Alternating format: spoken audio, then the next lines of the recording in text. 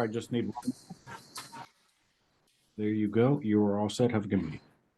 Thank you. Good evening, everyone. It is Tuesday, July 11th, and this is the Scituate Select Board meeting. May I call the meeting to order? A motion to move. So moved. Second. Moved by Ms. Canfield, second by Ms. Donnelly. All in favor? Aye. And before I get started, I'd just like to read our commitment to diversity, equity, and inclusion. And the Scituate Select Board is committed to providing an environment of respect during meetings. We ask all members to interact in a polite manner, even when there is disagreement. We value the participation of our community and want all participants, including marginalized and minoritized communities, to feel welcomed and respected.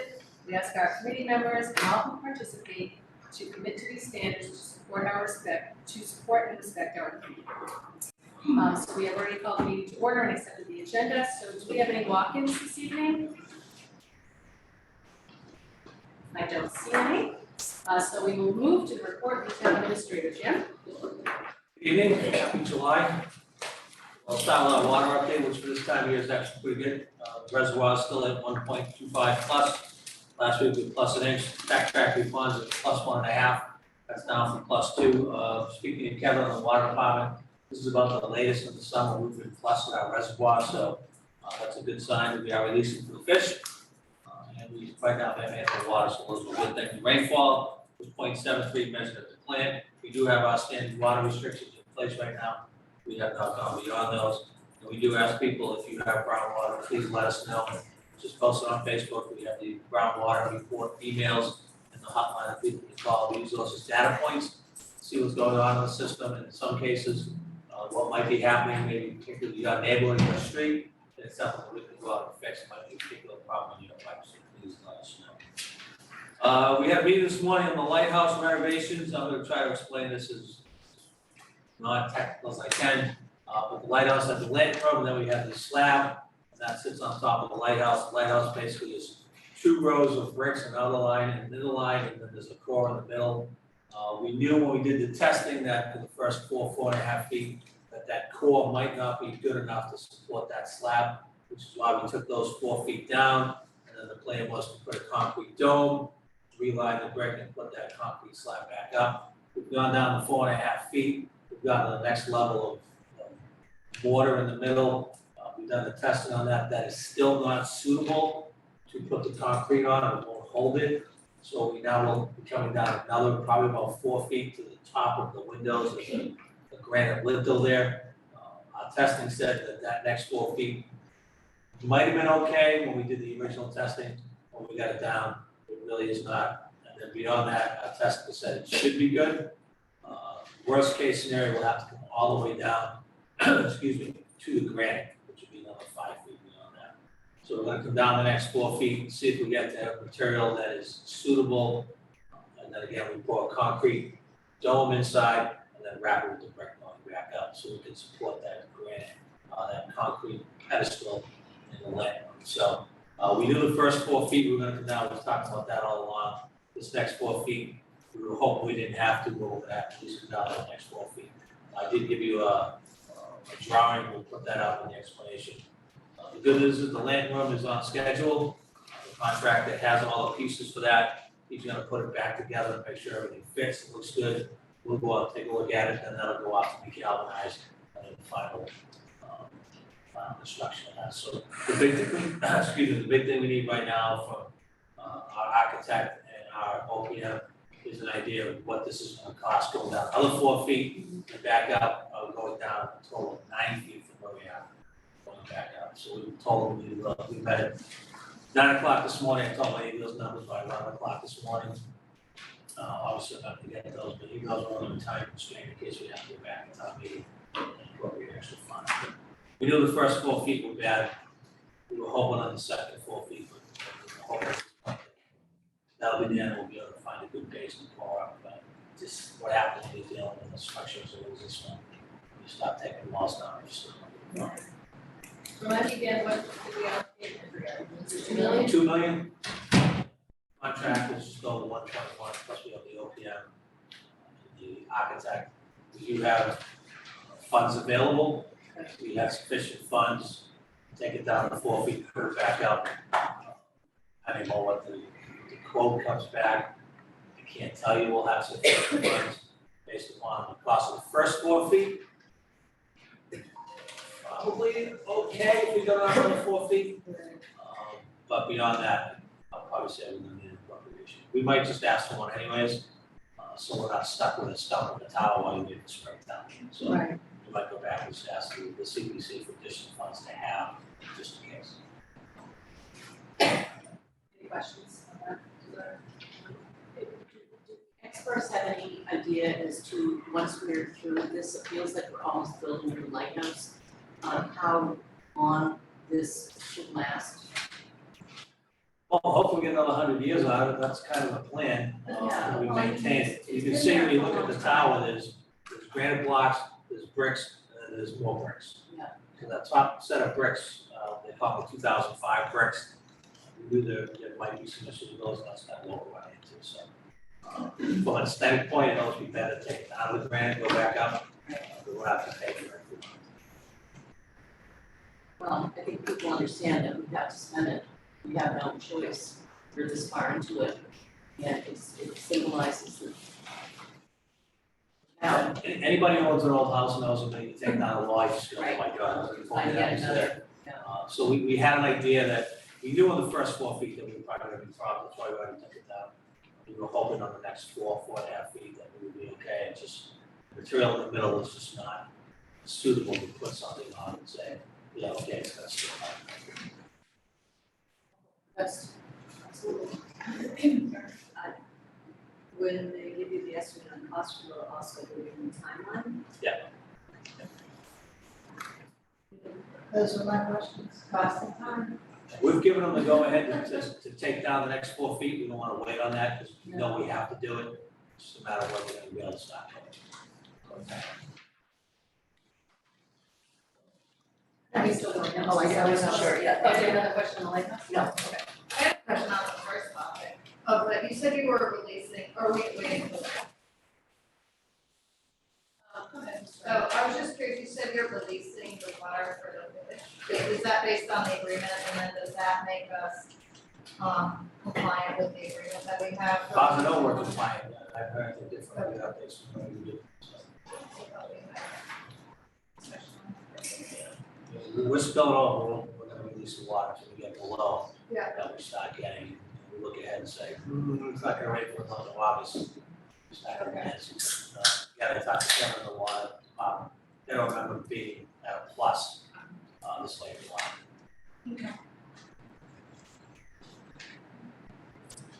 Where was I? Yeah, sorry, lost my place. We want to remind people that we now have our new water rebate program in place. Residents who purchase a new qualifying energy efficient washing machine or dishwasher or qualifying smart sense toilet will be eligible for rebates from the town, $250 for the washing machine and dishwasher, and $150 for the new toilet. You go to the town website on the water page of the application, the links to what's eligible. The town has $25,000 in the water budget for this project, so once it's all appropriated, it's gone, we'll be done at that point. So we'll see what people come in, we're excited, and we hope we have some good response. There is a mailer that will go out with the water bills, so everybody will get a notice when we get the water bills about the rebate program. Good news, I think, if you get out of Cole Parkway, you'll see the gazebo in Cole Parkway has been almost completely redone. It is closed, it was closed yesterday, today, tomorrow, and most of the day on Thursday. It will be reopened for the bandstand concert on Thursday night. They're in the process of replacing the flooring on the gazebo. So if you remember several years ago, the CPC appropriated money for a new gazebo. Kevin Kelly, the facilities manager, out and designed and priced out a new gazebo. Then we started on the Cole Parkway Resiliency Project. Didn't make sense to build a new gazebo until we know what's gonna happen. Cole Parkway project, it might be moved, we might not have it.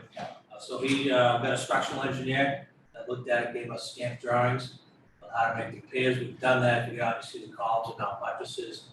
So we made the repairs, we had a painter come down, we had the whole thing painted, we power washed the roof. This week will be the flooring, and at the end, we will basically have, we'll be able to say brand new gazebo. Thanks to Kevin. Most of the work's been done by Dave Biagini in the facilities department. He's done a fantastic job. And he's had an assist from a local carpenter named Dan Hannigan, who was volunteered a significant amount of his time to help Dave down there. So if you're down there this week for the band concert, the gazebo is gonna almost practically be brand new. So thanks to Kevin, his crew for that. Contractor for the Road 3A water main is supposed to be out there starting this week. I haven't seen him yet. The roadway is all marked up. Start the excavation, so we should be seeing them. Once it starts, we do ask people to be cautious in that area. We're supposed to keep 2 lanes of traffic open at all times, but it will be slow.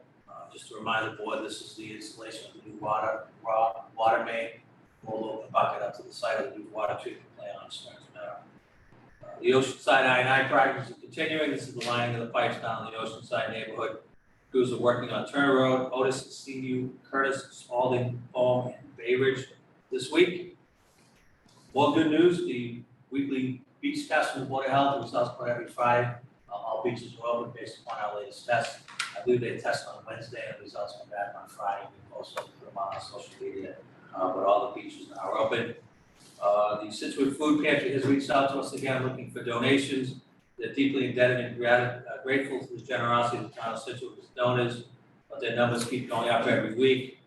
They're looking for the following items: olives, pickles, canned clams, canned crab meat, relish, microwave popcorn, pudding, salsa, spaghetti sauce, and Jell-O cups. Anything else you want to donate will be appreciated, but those are some of the most popular items, and they are running short on those. Donations can be dropped off at the food pantry during client hours on Tuesday mornings, 10 to 12:15, and Thursday afternoons, 3 to 5:15. Donations can also be left in the 2 white covered wooden containers outside of the pantry, as well as the library and village market. And then finally, I just want to give a shout out to the Cape Verde Sister City Committee. They put on a great Independence Day celebration last Friday night at the Harbor. They do more than 100 people there. The Cape Verde Minister of Communities was there, as well as the local rep in Quincy. Again, over 100 people, speakers, music, food. Really was a great event, great to see. So I'm excited to see what they do next year. Hopefully this time I can stay, have some food. So that's what I have this week. No, thank you, yes, and congratulations to them on starting this, being away, out of town, so thank you, Karen, for attending. And Karen and Susan all three attended. Oh, I only saw your name, yeah, Well, so. she spoke on our behalf. Oh, I did. got it, thank you all for attending. It was awesome. Stay corrected. Jim, one thing, gazebo, I want to thank Lorraine too, because I think you were, instrumental in starting the whole gazebo discussion and renovating that, so thank you. And then, if we can write a letter to the volunteer carpenter, we say thank you for volunteering his hours now. Yeah, we'll get his information. Yeah, I think that would be nice to do as well. That's the only thing I have. Did anybody have anything else you should start again? Just a couple questions. Do you have the stats on the water usage during the holiday week? Because that's our peak water usage. Actually wasn't bad this week. We were at 1.467 million gallons, which was just up slightly from the previous week's 1.4. I think the rain on the 4th really helped. We've had years of 3 million, so that's huge. And then just 2 quick things. One, we always say this and then we forget. I don't know how much we remember. We need to send a notice out to the community the week before the holiday break that says, be mindful before you do your votes. Because usually we have a huge surge of water use that stirs everything up. People that don't know they have groundwater do have groundwater, and then they're mad because they live in the woods. So if we can just, until we eliminate groundwater, remember next year, the week before, to tell people, I know, but it happens every year, and then people complain, and we don't understand why they never have it. Yeah, Gotta put that on your to-do list. And I just wanna thank Jim, you mentioned at the Cape Verde event that during Heritage Days, can I say this? Flags, or do you want that? No, I forgot that, and Kevin's here, so it's probably a good thing to say, so we can remind him, but what we're gonna try to do for Heritage Day, so we had the American flags up for the 4th of July. The 5th, the crew came in, they took down every other American flag, put the Cape Verde flags. I didn't look today when I was down there, but now the Cape Verde flags have to come down. And the French flags have to go for Bastille Day, two sister cities. And the thought was, for Heritage Days, we'll fly American, Irish, Cape Verde, French, American, and we'll fly all the flags to our sister cities. Keep those up for a little while, and then when the summer's over, we'll, as we do with everyone else. I just wanna thank Kevin and his crew in advance, because it's a lot of work, and I had more people come up to me this week and just so appreciative of recognizing their culture, both French and Blueberry, so it is a very impactful thing. Thank you, Kevin. Karen? Yes, on a downer note, I saw an extremely disturbing video on Facebook with mounds and mounds and mounds and mounds, and I won't go on, of trash.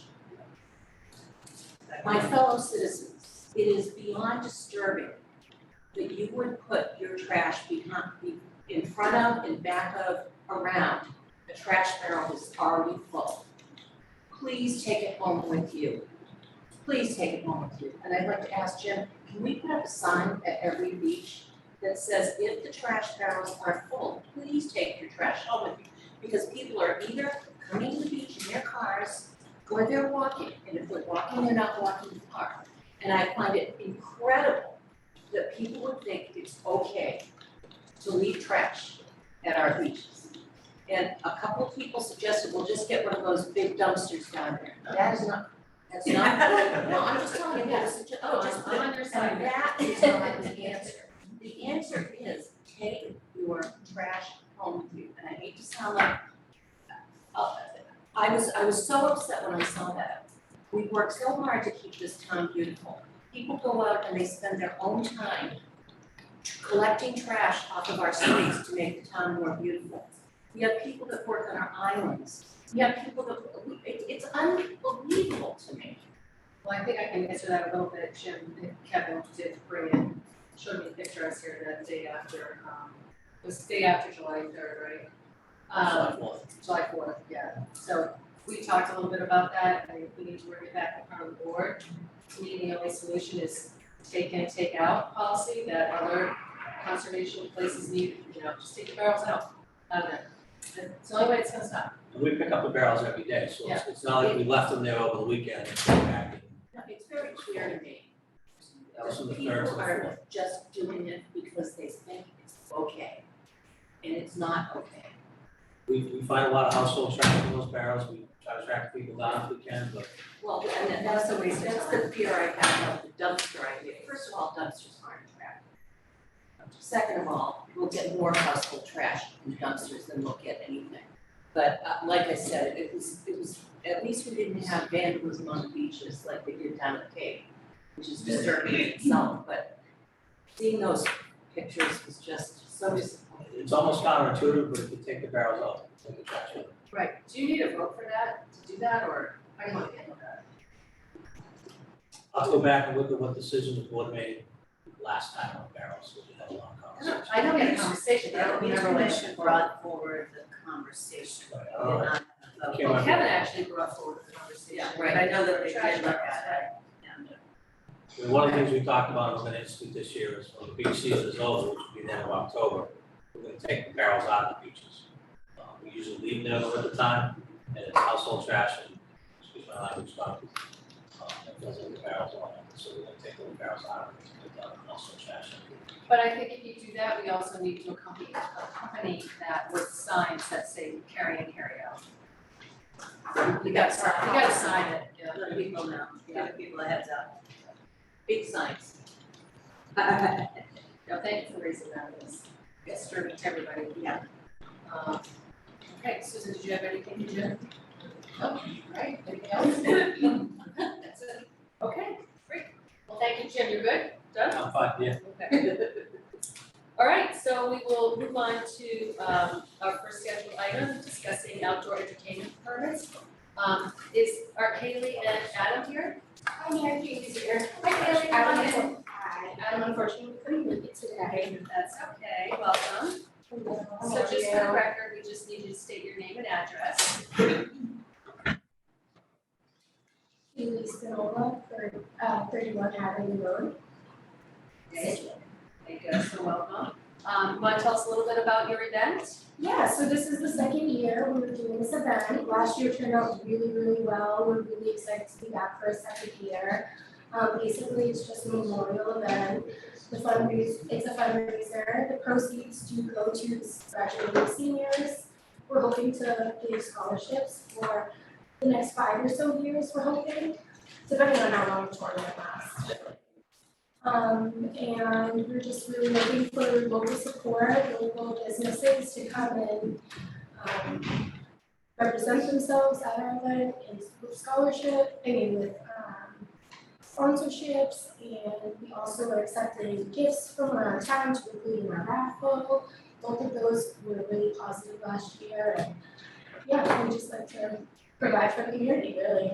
That's awesome. Were you able to give out any scholarships as a result of last year? Yes, we were. We gave out two $2,000 scholarships. That's excellent, thank you. Yeah, we're really happy to do so. That's really nice of you. So you're really here for an outdoor entertainment permit, because you'll be having a singer with a guitar at 5. And it's on Saturday, July 29th, from 12 to 5 at the high school field. That's right. Perfect. Does anybody have any questions? I know this is your second year, so congratulations. Thank you. It's Yeah, awesome. it was such a great turnout. That's awesome. Any questions? No, board pass, thank you. Okay, do we have a motion? Yes. I'll move to grant an outdoor entertainment permit for a singer with guitar amplified on Saturday, July 29th, 2023, from 12 to 5 p.m. at Scituate High School Field 1. Second. Moved by Ms. Harrison, seconded by Ms. Canfield, all in favor? Aye. Thank you, I really appreciate your congratulations. support. You're welcome, thank you for doing that. All right, second on our outdoor entertainment permit is Megan Coleman and Colleen Burke to discuss a private party on Acres to Grow Farm. Well, Colleen couldn't come to the Gold, her son is sitting in Durham. Okay. So I'm So, sitting next to her. And this is, can you say your name? My name is Bridget Coleman. And where do you live? I live in Hall, which is 45 Hallford Drive with my mom. thank you, Bridget. And Tim, I live at the farm at 655 Chief Justice Fishing Highway. and I'm Megan, And Tim, your last name? Timothy Gould, J. Phillippe. Thank you, Tim. and I'm Megan Coleman, I'm Bridget's mom, I also live at 45 Hallford Drive in Hull. With Bridget, right? With Bridget. Yes. Well, thank you for coming, and I know you formerly were residing in Scituate, so. 25 years, so, yeah. 25 years, yep. So why don't you tell us a little bit about what you are requesting? Do you want to tell us? No. So we are, Colleen has been a friend of mine for years and years and years. And she offered, when we started talking about the fact that Bridget was graduating from Scituate High School in June and then turning 18 in August, she's like, you've got to have a party here. And so we started talking about it, and then we have friends who have a band and they offered to come and play. And so we thought it was just a great way to kind of gather everybody and celebrate 2 major milestones at our friend's farm. Very nice. So congratulations, Bridget. Thank you. You must be very proud of yourself. Yeah. Should be. Good.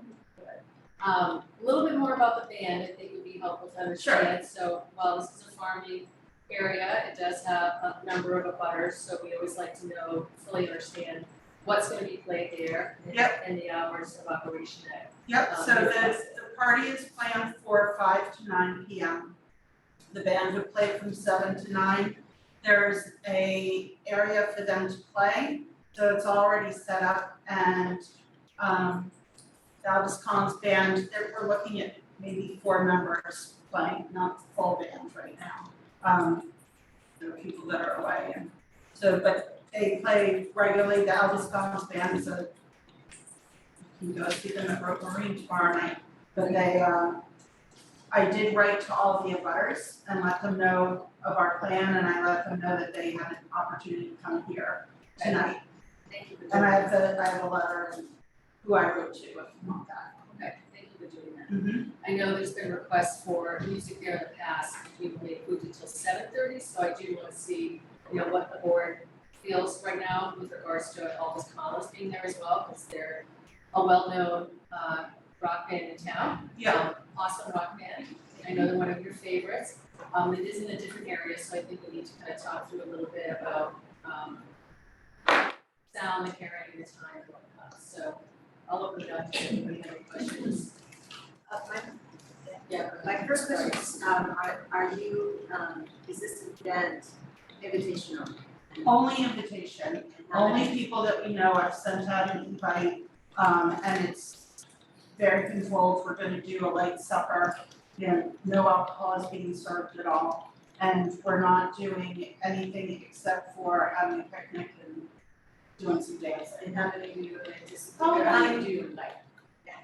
Well, I've invited about 50 people, and probably 30 have responded. And some people don't read their invites because they think it's spam, so 50 invites or 50 attendees? 50 evites, and so we estimate we're probably gonna get about 40 to 50 people tops. And, it's, one of the reasons that we're doing it there is because Bridgie is bridging in, knows a lot of people, and we wanted to be able to celebrate at a place where people come and be together and kind of do it there, and that was the best place to do it. Is there any flexibility in your, I know that it's a great milestone and a great band and their, recruiters for bringing it together. Would you consider shifting the band hours earlier? I could talk about it with them, I'm not sure if they have availability earlier, so I'll talk to them. I know that Albus definitely had something earlier in the day, but I'm not sure what time is the earliest that he can start. Because as the chair mentioned, if there's an abutting and we have to put a limit on hours for other entertainment, nobody would want to discourage One of the reasons- celebration. Sorry, I didn't mean to interrupt you. One of the reasons that we thought 7 to 9 would work was because I thought that there was a noise ordinance thing that ended at 10. And so we thought that going to 9 would be early enough. I know a lot of the letters, so we want to be respectful to everybody. That's on my question. And it would be a hard stop, and the idea was to have the band end and the party end at the same time, so that it wouldn't be going on and on, everybody. Those are all my questions. Did we require a police detail because of the location for the farmers markets at the farm? We did for the farmer's market. Yeah. The market. Have you had police detail? There was a police detail, but the police detail, they did request a police Yeah, detail, we did. but they did not come. Police didn't come. Yeah. Yes, because they had other conflicting issues that day. Alright. And Tim, you now have parking on site. Yeah, we have parking. It wasn't really about the parking itself as much as it is, that's really In and out, dangerous. yeah, in and out, yeah. It's really dangerous there. And we were just concerned about, people coming in and going out. I do know to the police detail issue, it's tough getting police details this right now. But I'm still worried about the Could we, in lieu, or if a police detail isn't available, could we say that we'll go out there with a light stick and direct traffic and do all that? Or That's allowable on 3, Okay. that's like, that's not like a small. It'd be better to advise Okay, people to take. that's right. It's probably. Just trying to help, just trying to help. I understand Yeah, that. yeah. So that's my biggest concern. I would like to point out to the board that our next outdoor entertainment application is for a DJ in the neighborhood, Williamsburg Lane, that goes to 11. And as loud as bands can be, DJs can be worse. So I want this board to think about the fact that if we're going to allow the next applicant to come in and have a DJ to 11 in a neighborhood, I think we need to be consistent with everyone, that we're not applying different rules to different people, so.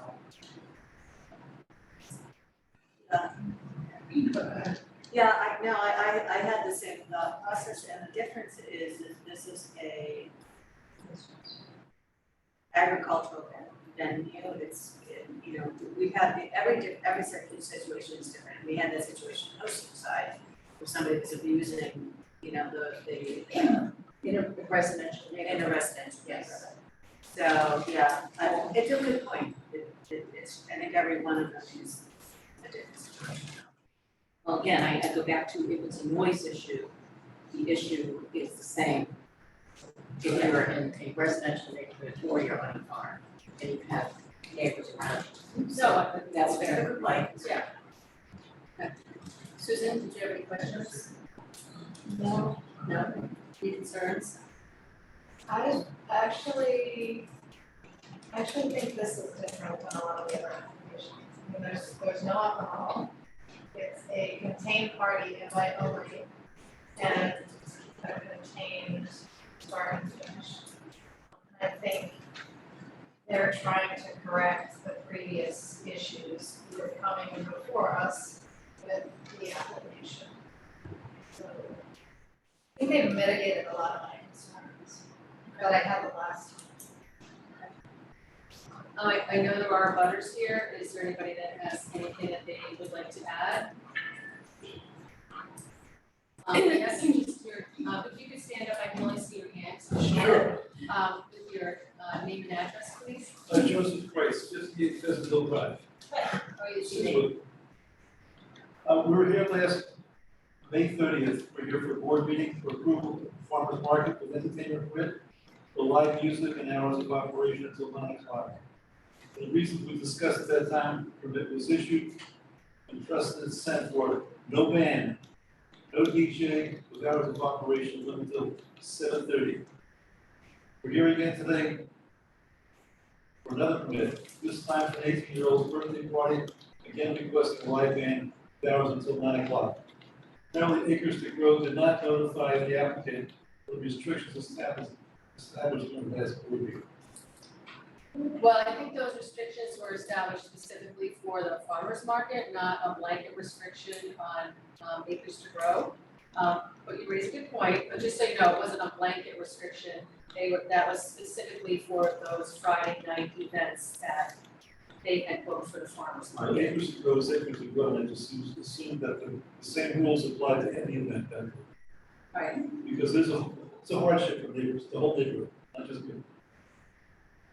I don't want to set a precedent for ban, DJ, or time restrictions, or due to the unique reason.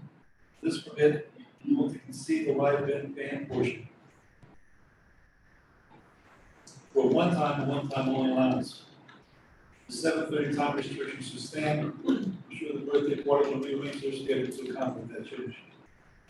Though reluctant to concede any concessions to Acres to Grow. As mentioned in the May 30th meeting, Acres to Grow has no respect for neighbors. The neighborhood is subject to continuous cowbelling, that's going on for years, sometimes starting as early as 5 a.m., as late as 10 o'clock at night. Cows were supposed to be relocated to the pasture land in Norwell for the summer, but still remain. In fact, when I left today to come here, they're bellowing again.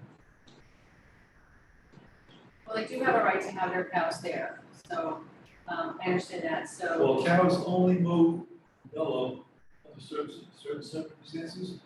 This is from farmers, I know. When they're hungry, they're thirsty, and when they're calling the young. So it's one of the mix in there, and there's no young. Either they're hungry or thirsty. The other item, which really bothers me, we've lost the east of our backyard due to the terrible stench coming from the manure pile behind our property. The Mass DEP enacted Title V program for residential septic systems that Scituate enforces. No rules apply to the farmer's manure pile. Result is that no leaching field and manure runs off into a brook that runs along Route 3A and feeds into town water supply. That's a real problem.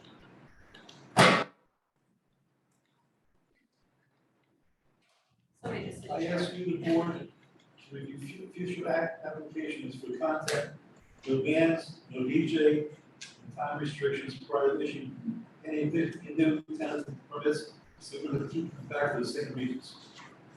Thank you. Thank you.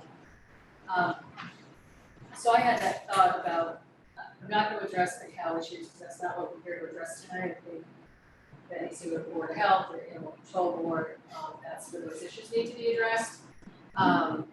My thought too, Megan, honestly, was to keep it at 7 to 7:30 as well, to be consistent with what we had already approved. So I don't know if we have an opportunity, I don't know if the rest of the board thinks if they want to vote 7 to 9. I'm more inclined to say if we can get it to 7:30, to be consistent for those neighbors back in that area as well. And to your point, yes, we are, we try to be consistent from neighborhood to neighborhood, but there are also different situations in each neighborhood that may mitigate noise differently or whatnot. I don't know what your options are, because certainly want to make sure that Bridget has a great birthday celebration. But I don't know. I'll And find no, out. we haven't voted yet, so Yeah. it could pass, but I don't know what the board thinks of going back and seeing if all this can play until 7:30. I could ask them, but we would love the opportunity, you know, it's more fun to do it if we're doing it from 5 to 7 and kind of have dinner and all of that, and then have a dance thing afterwards. I think we have to be consistent.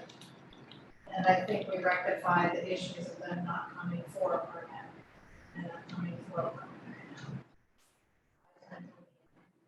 We're not mandating something. That's just not. That's fine. So, because I think it'll be really hard, and then the next one, it's a really good point, we're gonna say, okay, Williamsburg Lane, you all can have a van until 11 o'clock. So we're gonna ask them to go to 7:30. Maybe 10, might be different time. Might be 7:30. Sure. It's more of a question for the board, from a latitude standpoint. So our authority rests in individual permit applications. We have had other situations where venues that are not residential, that have had multiple entertainment permit requests. And at some point we say, wait, time out. That's not your core business, your core business is something else. And in this case, it's a farm. And I think that was the concern that the neighbors expressed and that we agreed with, that operating as a farm all day long, we can, Board of Health can get involved if they need to, or animal control, but you're operating with it as a farm, that's not our purview. If you wanna turn it into a concert venue, then that's an entirely different conversation. And I think that's where, I'm a little, I don't think we have the latitude.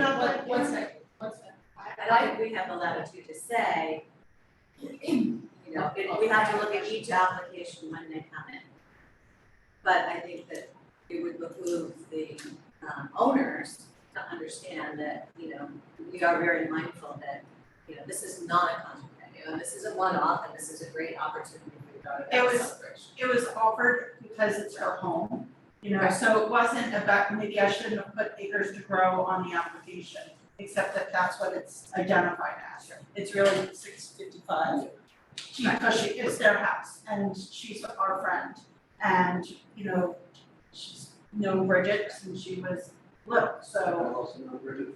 Yeah, I mean, these guys have been in the same class their entire lives, they're buddies. So it made sense, plus we moved to Hull and Colleen was generous enough to offer us her house. Yeah, to have it back here, and she has the space to accommodate us. So it wasn't really tied to the farm like the farmer's market is. It's really a family and friends event at somebody's house, which happens to be Acres to Grow Farm. Susan, you had a question? So I wanted to Karen's point, I do understand that, like, what is that number though? You know what I'm saying? So like the yacht club comes in and they've got a list, the beach club comes in and they've got a list. What we'd have to know what that number is. We usually do, it's usually No, I'm 10 or just saying, 11. that to trigger that type of thing. The hours you're talking about? Yeah, the hours.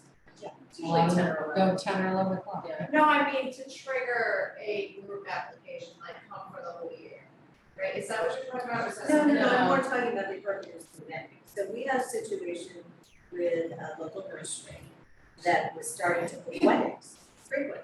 Right. And that's not their business, and that's not their business license. And it became a problem because it was in a residential neighborhood and it was fine to have a nursery there, it was fine to have a farm there. But then every weekend was Friday and the music would, spill over and that kind of thing. It was not the purpose of the business. And that's the thing that I think the board just needs to be mindful of. There's not sort of mission creep on agricultural use that is perfectly fine into another business without the appropriate licenses and considerations being put in place. I was, I'm sorry. I was just gonna say, maybe I asked my question wrong. So like, what point is it too many? I think you're missing the point. I think you're, if I may, classifying this as a concert and it's not. It's a family party, so it's different. So it's not as if Acres to Grow is coming in and asking us for a permit to hold a concert. I understand what your concern is. No, I That- don't think this is a I don't- family party. Right. Yeah. So let's not, I just wanna make sure we're clear so the public doesn't. Yeah, it's not, honestly, Acres it's to not Grow what is it's about. sponsored. Yeah, I understand. It's not what it is about. Yeah. moving forward. Okay, yes. I think the way to differentiate these things is, this is not a for-profit venture. No. That is being sponsored by that farm. But if Acres to Grow wants to turn into, it's on my mind, as my husband just went to meditate. That's another whole thing. Yeah. So, I would like to think that we would be able to treat Acres to Grow, whatever farm issues you may have, and they sound legitimate, that needs to be taken care of outside of the issue of a permit for a band for a birthday party. They're not making money on this. There's no alcohol. It's summertime. We have plenty of other, again, I go back to, if Williamsburg wasn't on the agenda, maybe I have to be searching for it, but I see no difference. This is your home, your friends. I understand the neighbors have issues with noise, but it happens, we had the Tiki O'Malley people in here a couple of weeks ago. And there were neighbors upset about Tiki O'Malley's. And as much as you say to people, well, if you live in the harbor, what do you think's gonna happen? The fact is that there is a farm in back of you. Unfortunately for all of you, I guess the land wasn't used for a really long time. But when there is acreage in this town now, things happen. So I hope the neighbors could be understanding of this birthday party and graduation party for this young lady. And we not get involved in all of the other beefs that people have. Truly to be. It's just, I would like to approve this because I think it's the right thing to do. And I ask the neighbors to be mindful, and I will remind you, sir, that we were very specific in saying that the permit, the outdoor entertainment permits that we were issuing that night were strictly related to the farmer's market. That was what it was related to. There was nothing else that we put restrictions on, because we can't make decisions until something is in front of us. And what was in front of us that night was the issue of the farmer's market. So that's why we approved with a number of conditions to make the neighbors as happy as they could, in light of the fact that true happiness for the neighbors would be nothing. But we try to accommodate here. So, that's all I have to say. Okay. Yes. David Hi, Myers. Warren Keys, 57 Pleasantville. That was not only the farmer's market, that was also the fun wedding.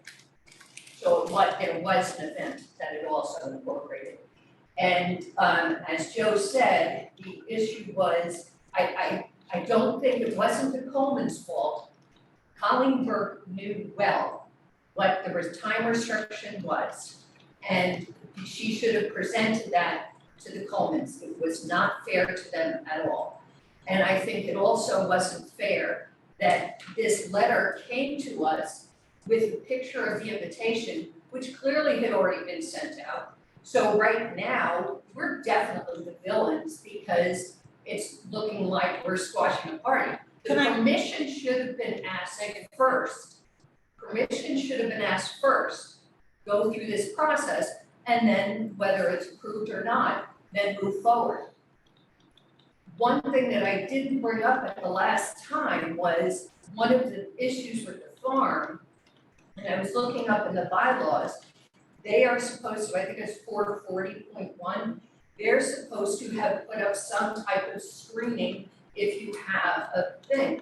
Right now, it doesn't affect my yard, but the neighbors who are on that side of the street, anybody who's wandering the farm, and you get an invitation with Bridget holding a farm animal, I'm assuming people are going to be wandering the farm, which means any of these neighbors, if they're in their backyard, they're looking directly because there's no shield between the two properties. So if they wanna sit outside, they're being watched by 50 people who I don't know if they're confining themselves to the house area, but we certainly couldn't tell that by the invitation. So the main issue that I brought up the last time is a slippery slope. It's one thing to okay this event, but if the following week, we're gonna have to be back at another one, and at what number do we say this is turned into an event location and not a farm, it's not agriculture, we're fine with having one party, the time should abide by what the bunny wedding had to abide by. But they should have a shield up to at least give some privacy to us. They created this. They should put up a barrier, as it looks like the bylaw said they should have. We'll take a look at that. Can I just- Dave, what's that, I'll let you respond, but it's sort of, maybe you can respond or else it becomes me, pretty quickly. So, you bring up a good point, this is key, so thank you, we'll double check again, like the bylaw, who that falls under. And I also think that as the farm does continue to come forward and request permits, we probably should take a look at that timing, so we are consistent. Again, I don't think this is I don't disagree with a lot of your observations, but I don't think this was intentional. I think it was a place in which the Colemans were able to locate a venue, if you will, for lack of better word. If you wanted to respond? Yeah, I just wanted to respond to Maureen, so the invitation, what I put on the letter to the abutters was an old picture of Bridget holding a baby kid, which to me showed why we have a tie to that farm, because she's been there her whole life. The invitation that was on there was a mock-up from Evite that was not sent out. I have sent out Evite since then, but one of the reasons that I did it by Evite was if something needed to change, it's easily changed. But I did not send out the Evite before I sent out the letter to the abutters. I sent it out this weekend, so. Pending approval. Okay. And we can, we can adjust if we need to adjust. Okay. Does the board feel that there's any need to adjust any of the timing? Or are you ready to make a motion as is? I'm for adding to that, applicant has Susan, Mr. Harrison said, has mitigated a lot of the concerns. This is not a dash, this is a celebration, well-deserved celebration. I think the board is more than mindful of the concerns brought forward, but to penalize this application for things that they had already been sensitive to, I think would be unfair. But I think you'll go home and let, read the feedback that there are other things you need to look at, and we've definitely want to look at the bylaw, but that's a separate issue. So I would be willing to. I agree with on the bylaw, I just searched for it. Did you want to make a motion? Move to grant an outdoor entertainment permit for live band on Saturday, July 22nd, 2023, from 5 to 9 in East Grove, 645 Chief Justice Station Highway, the celebration of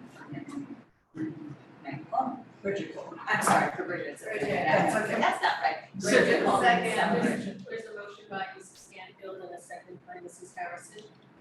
All in favor? Aye. Aye. I'm gonna be a nay, because I do think it should be 7:30. But the motion passes. Thank you. Happy birthday. Thank you. Or not happy birthday, congratulations. Oh, okay. That's, it's a double whammy. So we did 118. Yes, well done, Mom. Sorry, so congratulations. Thank you. Nice to see you. Before the neighbors leave, Jen, what is the proper venue for Yep. them to go to deal with these issues? Because there's no point in telling us this, and then we don't have the authority that I know of to do certain Board things, of but Health there and are. the Natural Resource Officer. The Natural Resources Officer, Officer Chief, officer chief. will be available for the police department. Is there something, are the neighbors police? Well, it depends which issue you're talking about. You're talking about the manure, and the smell, things like that. That's Mr. Shealy and the Board of Health. Talking about the animals, the treatment of the animals, that's gonna be our Natural Resource Officer, Officer Keith. He works out of the police department. If it's pollution in the stream, that's conservation, welcome to town. Depends on exactly which thing you're looking for. But if you touch base with all of them, then I'll put them together, they can come out and talk, and then zoning will be, Mr. Bowler. Nobody important. I'm just withdrawing the town administrator. Thank you. So, if you just wanna kinda send me something, send it to me with all your concerns. I'll farm it out, have everybody sit down and meet, and then that's when we'll get back to what's going on. That's probably the easiest way to send it. And was the building commissioner have something to do with fencing or is that? It's a zoning issue. Okay. Okay, and that would be Bob's zoning enforcement officer. I did send an email, I'll have to get the site from, Lorraine later on. I didn't catch what she was quoting for the bylaw. But best thing to do is send me an email with, these are the concerns, and I'll circulate it, bring them together. I'm on vacation next week, sorry, I'll be in Boy Scout camp, so it's not gonna have fun. After that, we'll get everything together and get back to you. That's Thank you for your time. Thank you. And, Maureen, could you, get that bylaw number that you referenced as well for, 440.1. that's what I thought you said. Okay. zoning bylaw. Oh, 440. Yeah. I was. Bonnie, you have it? Yeah. Thanks. Screening of commercial use. That's okay, thanks. You can have it back, so let me.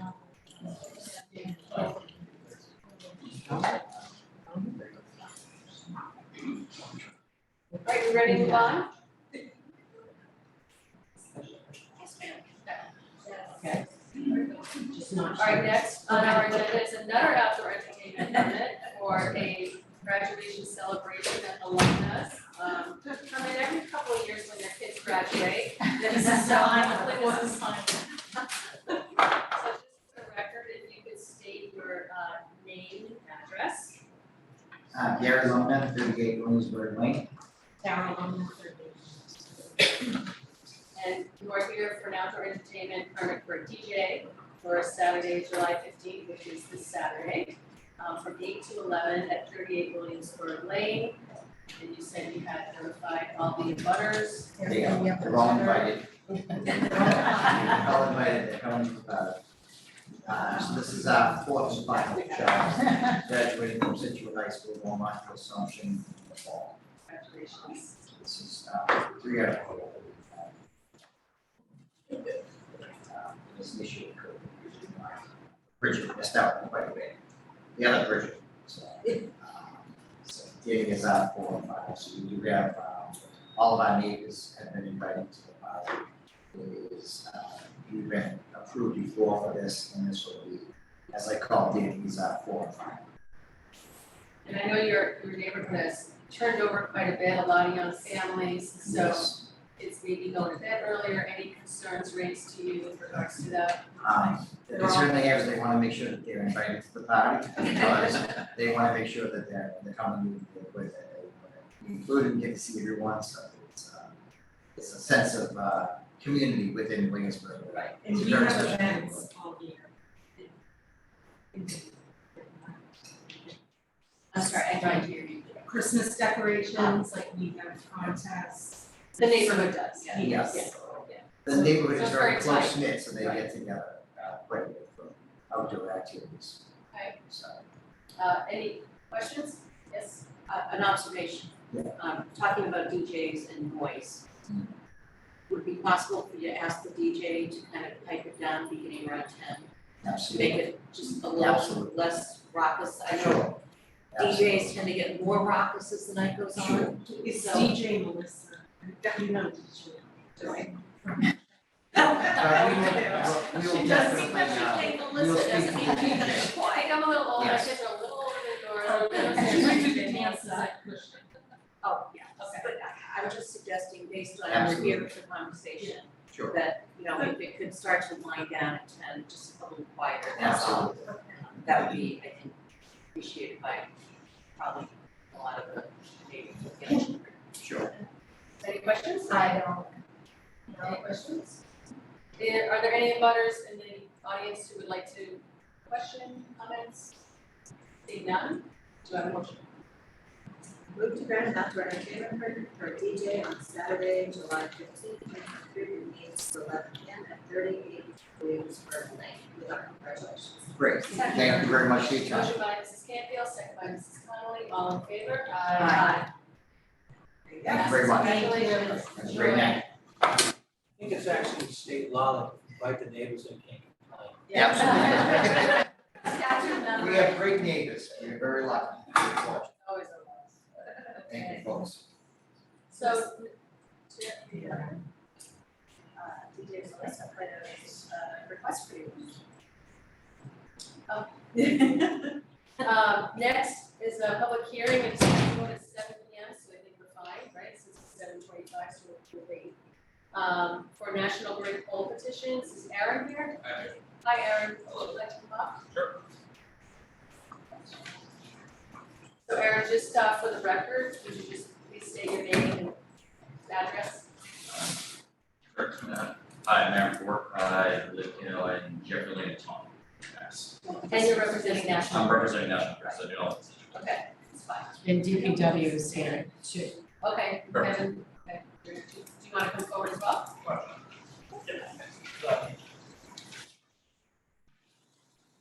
Okay, so we have 4 different poll petitions.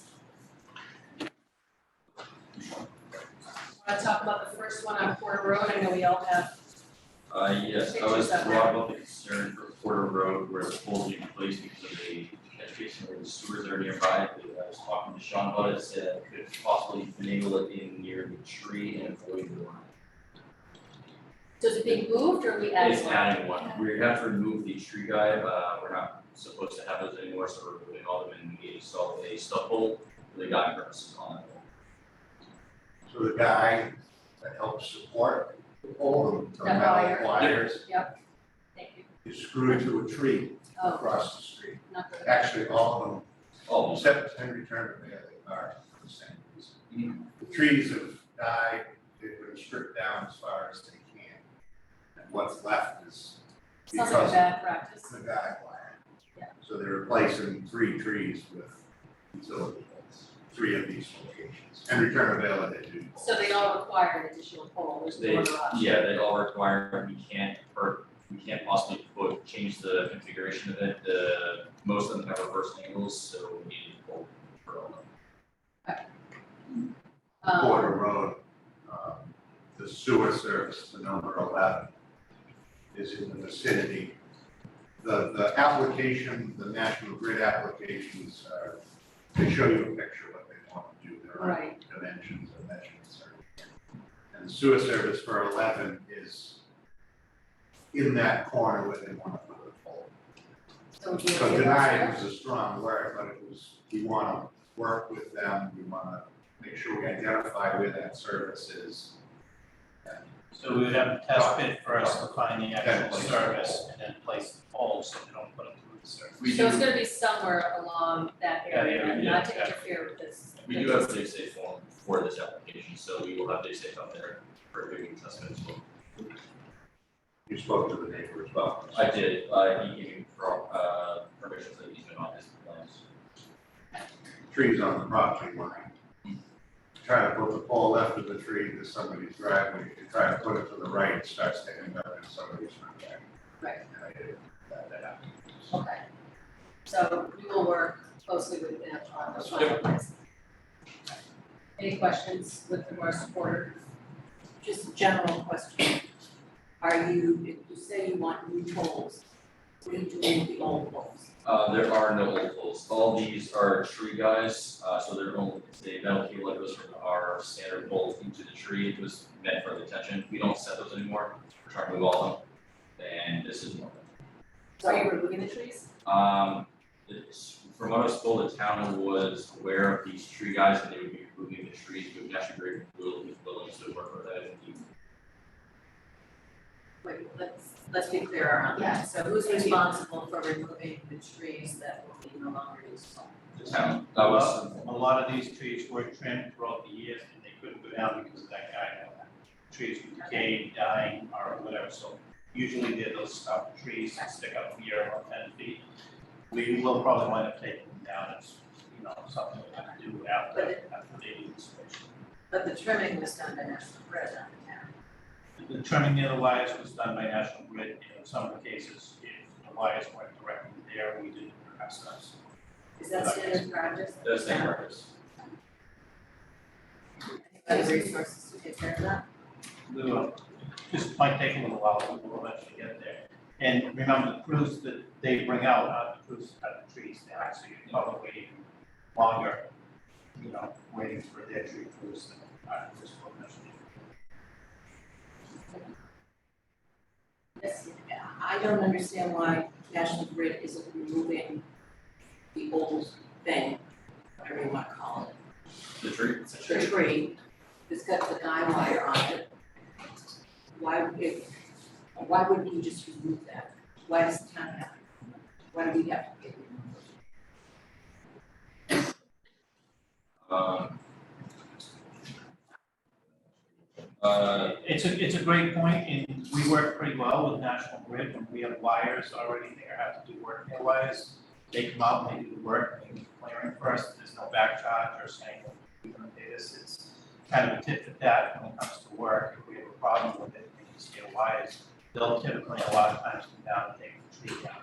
These are trees that people would request to come down, or were falling down, and we did everything we could except taking down with that guide wire.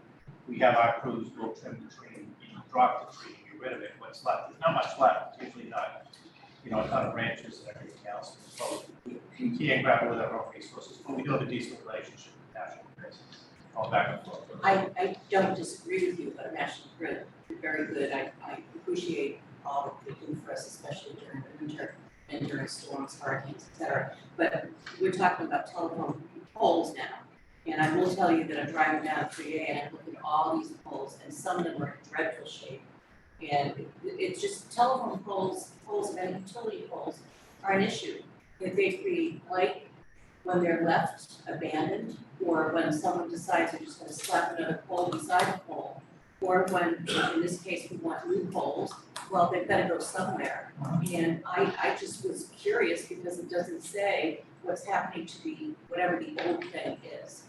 So, and frankly, I would prefer to see the National Grid handle it.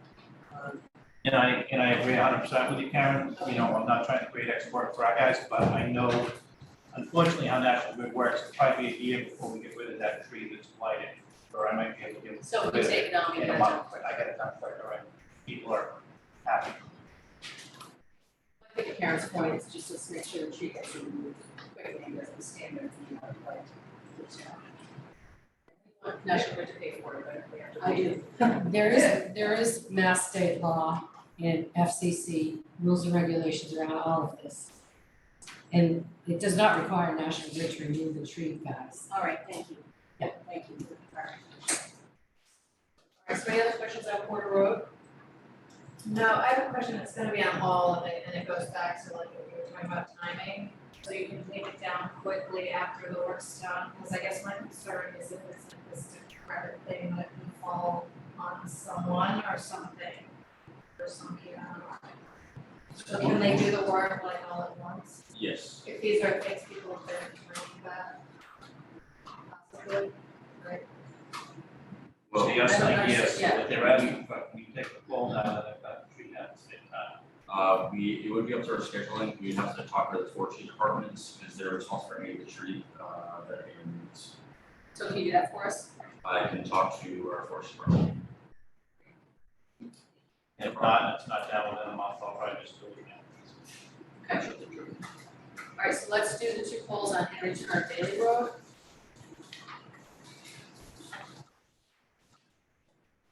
Well, first of all, is there anybody here from Porter Road that has any issues with this? I do not see anybody.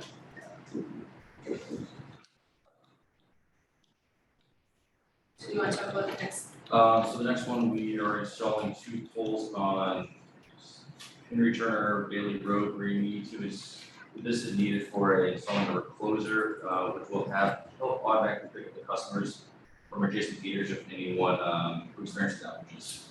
The purpose of these 2 poles being installed. Which are the new, I was confused because the map provided shows Henry Turner Bailey going, Deanna Road, Deanna Pasture is mismarked. So is it going Deanna Pasture or is it just on Henry Turner Bailey? Which of those marks are the new ones? It is pole 1150 and 12-50 are the 2 poles that are being installed. They go along Henry Turner Bailey Road. Okay, 1150, what was the second one? 1250. Okay. Those are the 2 that you're adding? Yep, 2 misband poles. Okay. And that's it? That's it. Nothing else, these other circles and references like P12 and P1. Those poles are being, pole 11 and 10 are just being replaced and they're staying in the same location. Okay. Any other questions for them on that? I'm sorry, I have a question. When pole 11 and 10 are replaced, do you leave a double pole or do you take the pole out? It will be, double pole will be on Verizon to remove the pole. And who organizes that? I know Verizon It's removes poles. through, for the removal. Yes, So we have protocol engines where we'll submit our data for the removal of our pole, and then it will be on Verizon to go out in the field and replace, or remove the pole, existing poles, or the old poles. and who does the follow-up on that? That I'm not too sure of.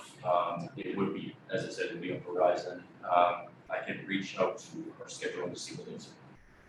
I'm not too sure. Thank you. Some of his, It's because it's not a new poll, we're not petitioning for anything new, so it's just replacement. Yeah, sorry. Any other questions on Henry Turner again? All right, third one is First Parish Road in Vernon.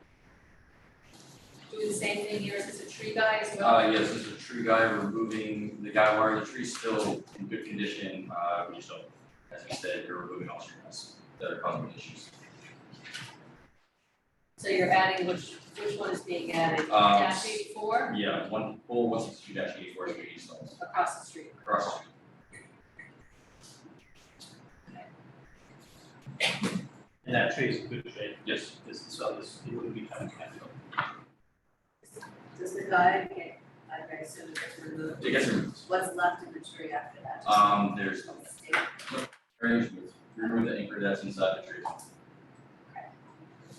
Anybody here to object on a full petition of First Parish in Vernon? Seeing none. Go to the last one. The last one is where? 65 Booth Hill Road. We have lots of verbiage here. We've got duplicates of everything, so please bear with us while we get to the first one. Can't just jump to it, I apologize. Okay, so page 54, guys. Booth Hill Road. That's a stub tree, it's already been cut down. Okay, so same, what intersection is this, or is that a driveway? It's a driveway? And is it, what's the address there? We'll see what the address is for that driveway. March is unknown in our. I mean, I guess it doesn't really matter, because you're removing the tree across the street, right? That's And right. putting there's a poles tree in where here. that pole 1584 is. So that's what the guy is going, correct? Correct. And what kind of condition is that tree? I believe the tree is mainly cut down as stump. It's a stump. It's a stump. Or stump. Is there anyone here to discuss the Booth Hill Yes, sir. I live at John Adams, I live at 65 Bluefield Road, Okay. and just so you know, we're east of the highway, we're not west. So when I Okay. got the notice, it confused me. The second page had the number 65 on it. I know the pole, I agree that the tree has to come down. My question is, there's two stakes here. One of them is where the pole's gonna go, the other one says guide cable. It's next to my stone wall, freestanding stone wall. How do you put that in? And do you actually have to go onto my property for the guide wall?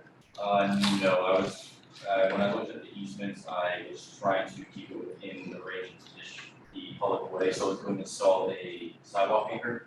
So it was 6 feet from where the pole is and we're going further. And the pole you have is like an inch from my stone wall. You've got pictures, I've got pictures.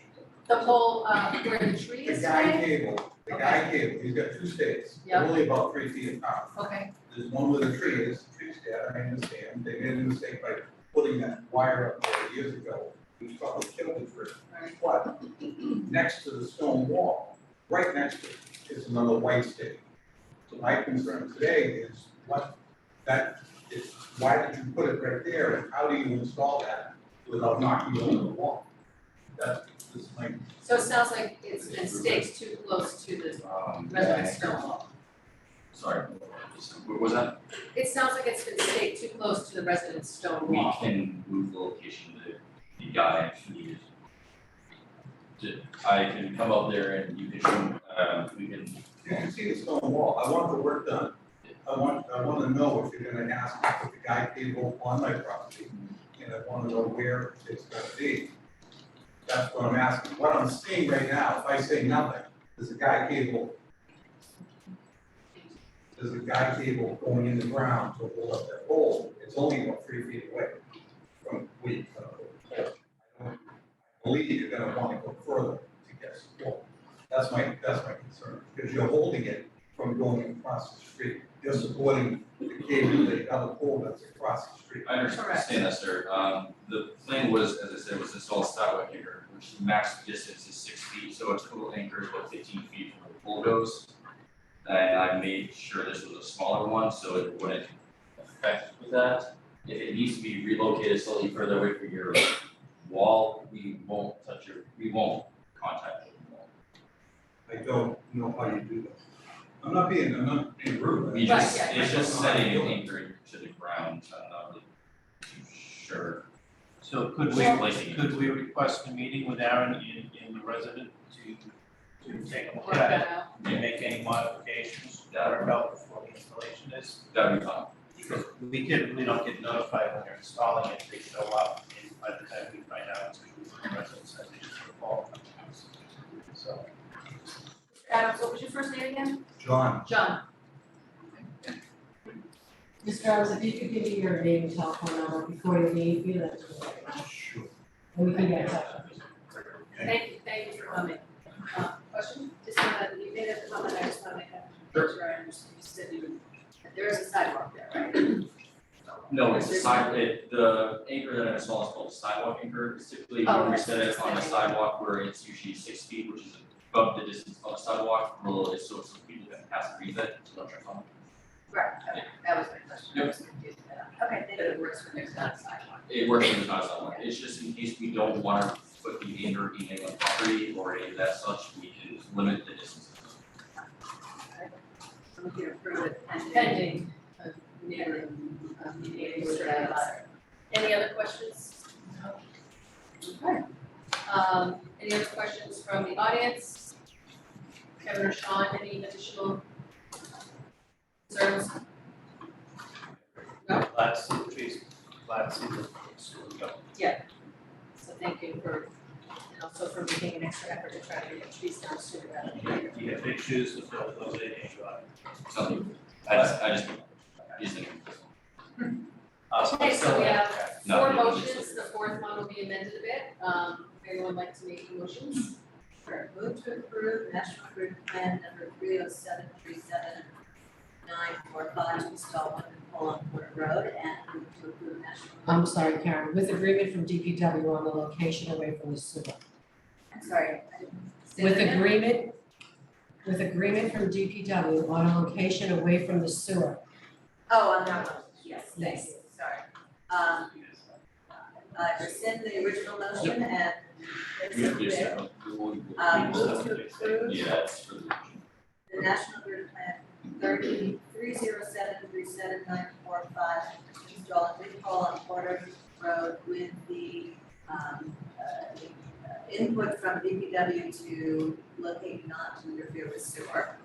Second, to approve National Grid Plan 3077393 to install two pools on the Bailey Road. And move to approve National Grid Plan 3073758, install 1 new pool 6 feet off edge of the pavement on the First Parish Road. And move to approve National Grid Plan 3073757, to install 1 new pole 4 feet off pavement on Blue Hill Road, subject to the agreement with Mr. Adams, the abutter. Second. Motion's by Mrs. Canfield, second by Mrs. Connolly, all in favor? Aye. Okay. Thank you, Aaron, and thank you, thank you, Mr. Adams, for coming in. Welcome, Mr. Goodrich. Mr. Goodrich is at another meeting, so please do it. See minutes to So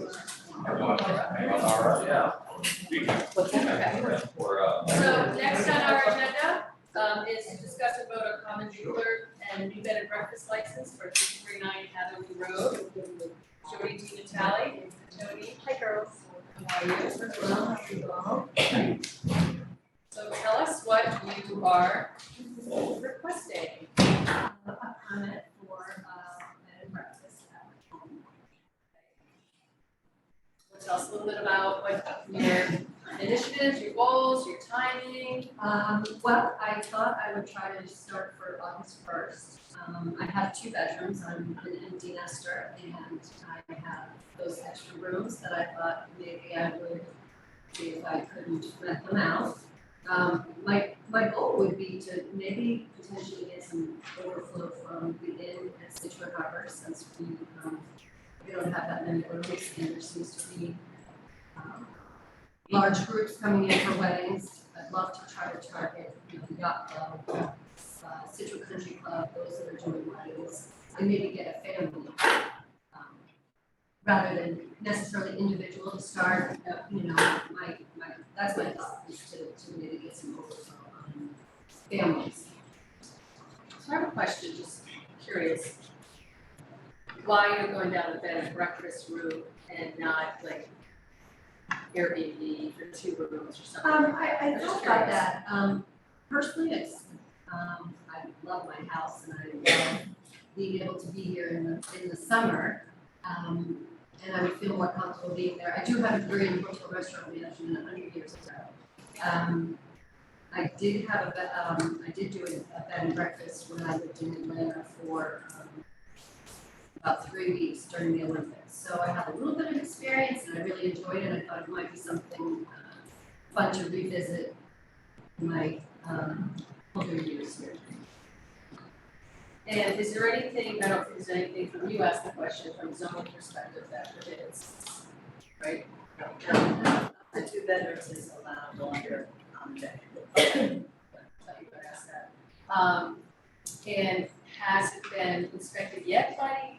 No, I've spoken to them and they thought they would come out after I saw it. Great. And so you're looking to start August 1st, is there a name for it or work on that? My girls came up with the pearl. I like that, since it's a nice white home. Yes. Questions, Mrs. Harrison, do you have any questions? Mr. Goodrich? Yes, no. Want me to come back to you? Yes, that would be good. Okay, this way. Yes. And your experience on the board, does this issue come up very often? No, I've never had a request. I was just gonna say, I think this is very. It's new, yeah. We actually have had 2 other bed and breakfasts in Scituate in the past 5 years or so. We had Oceanside, Why no Oceanside, Oceanside has one? and then we had one in, what was it? Third Cliff. Well, in other words, it's somewhat uncommon. But they both closed since. Yeah. And this will be the first one in a It's a while. hard business. Yeah, Yeah. I mean, It is. You gotta get up early. You gotta make beds. I gotta make a coffee, but I'll put the timer on. But wish you well. Well, thank you. Jody has done small business before and, I think you'll do very well there. Amazing. It's great, no, I mean, Give it a go. new business, right, I mean, it's innocuous and stuff, yeah. Well, it's a great location, so best of luck to you. Do we have a motion? Or is there anyone in the audience that has any? Just one comment, just to make sure, because it's in Your name and Massachusetts. address, Oh, please? sorry, I'm Jeff Dugan, I live at 326 Tilton Road, I serve on the Commission on Disabilities. And I also work for Mass Office on Disability. You may just want to check in with the building inspector, because you're going to change your private home to something that's for public. That's a change in use in the building, under the accessibility codes. So just be aware, there's not going to be a heavy lift on your part, but there might be something to consider. That's good advice, thank you. That's great, thank you, Jeff. Which you would, what, the Board of Health, would that be under Board of Health review? Really be building inspector, 521 city hall. Which it does say pending appropriate inspections by the fire department and building department. So it's here. It would just make sense. So with our motion, we'll make So sure we that's just check included. in with them. Oh, yes. Okay, motion? Anyone? Okay. Move to approve a new bed and breakfast common vicular license to Joanne in Mid Valley at 349 Hathaway Road, pending appropriate inspections by the Scituate Fire Department, Building Department, and Board of Health. Motion by Mrs. Canfield, second by Mr. Goodrich, all in favor? Aye. Congratulations. Thank you. Best of luck to you, let us know how you make out. I will, yes, thank You'll have to you. tell us what your Instagram page is. Oh, goodness, you're getting ahead of me. All right.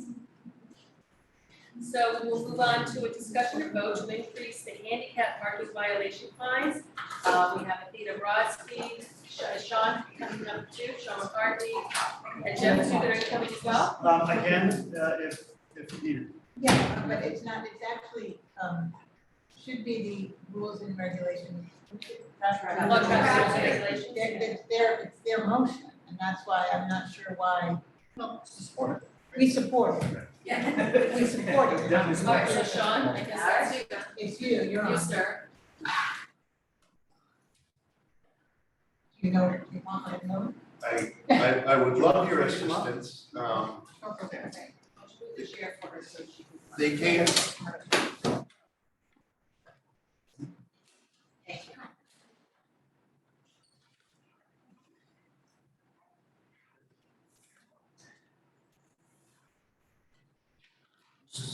Brodsky and Dugan came before the Traffic Rules Committee back in June to discuss adjusting the fines for accessible space violation parking from $100 to $300. As an advisory committee, we supported the motion unanimously, 5-0. We didn't come up with the motion. No, we, Residents. yes, we, the Commission on Disabilities, decided to ask, we reached out to the police department, and they referred us to the rules and regulations traffic committee with this motion, and so we had Officer Britton, Officer Billings, Officer Sisto, fire, Sestito is fire. fire, and then there, Bill. That's Bill Sestito. No, Oh, the Schmidt. other one, Schmidt. He's a member of the traffic rules. Okay, he was there, and so we asked them to approve this raising the traffic fine violation to $300 a maximum in the state. And after some discussion, they approved it unanimously, so the next step is for the select board to approve it so that we can now, when people park in our handicap parking spaces that don't have placards, they will be fined, and they will be fined $300. And so they asked that the board approve that they authorize that. Thank you. Jeff, I don't know if. Yeah, Give if I may. it back up. Yeah, Jeff Dignan from 326 Building Road, Scituate. Here as representing the commission, as a member of the commission. $100 is the minimum fine. It used to be 25 to 75. In 2000, it went up to 100 to 300. We're at 100. Most communities are moving to 200 to 300 because we only have, there's such a limited parking already for accessible spaces that increasing the $100 now is like parking in the city for a night out. It's people will do that. But for $300, it makes something twice, which would then leave additional spaces open for people. It can be both on street and off street. So it's Both public and private parking spaces. Yeah. That was important, and just for a determinant, I know the select board wants this town to be a tourist destination. Well, a lot of tourists are coming in, and people, even in rental cars, sometimes choose to park in spaces that they don't have to stick for. We don't know yet how to find those people, but it's not a big ask to ask people to respect that disability space for people with disabilities.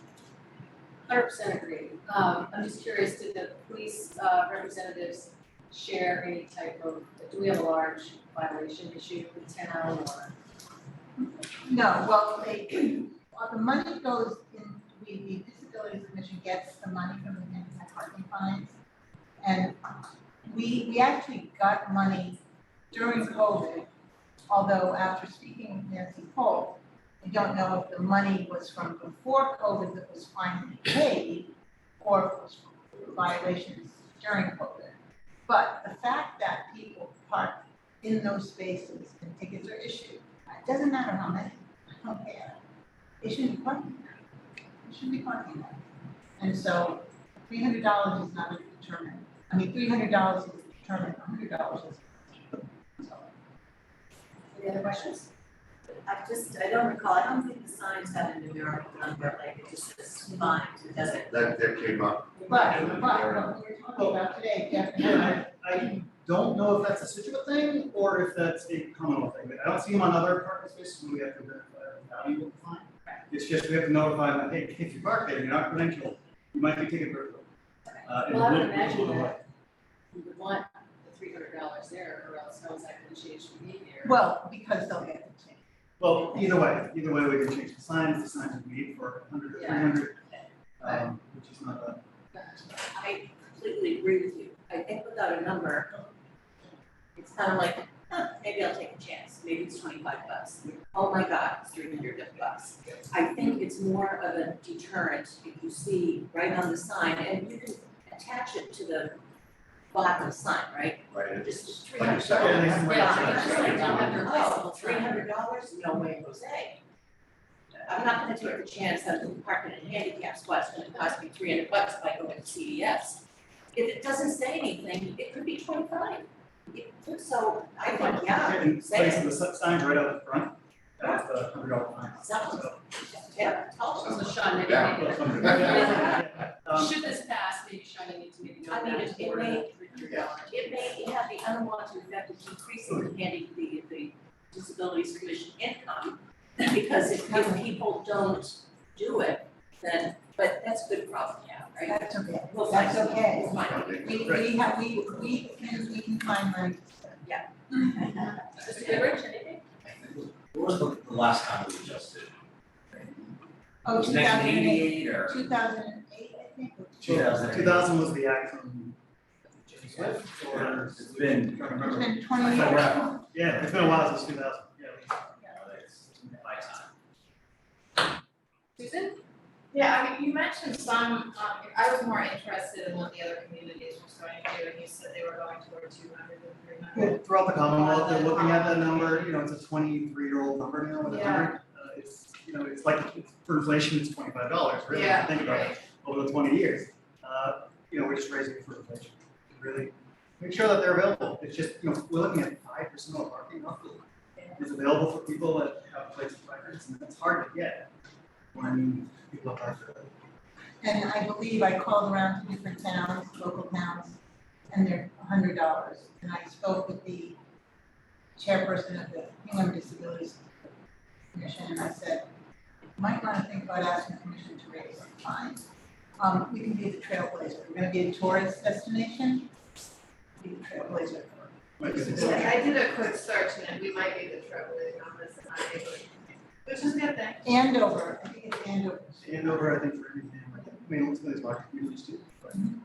All right, so we have a motion, Move to approve increase in handicap parking violation fines from $100 to $300 effective immediately.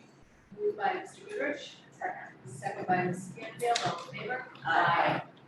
Thank you. Ms. Lee, thank you Thank for you. your work, Thank you. we appreciate that. You'd like to see the fees. We'd like to see the $300. Yeah. Thank you. Oh, okay. You ready? Nice, thank you. Thank you, Karen.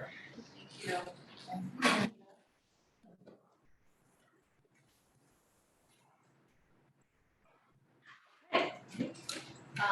Next, we have the Water Resource Committee Desalination Subcommittee charge to take a look at.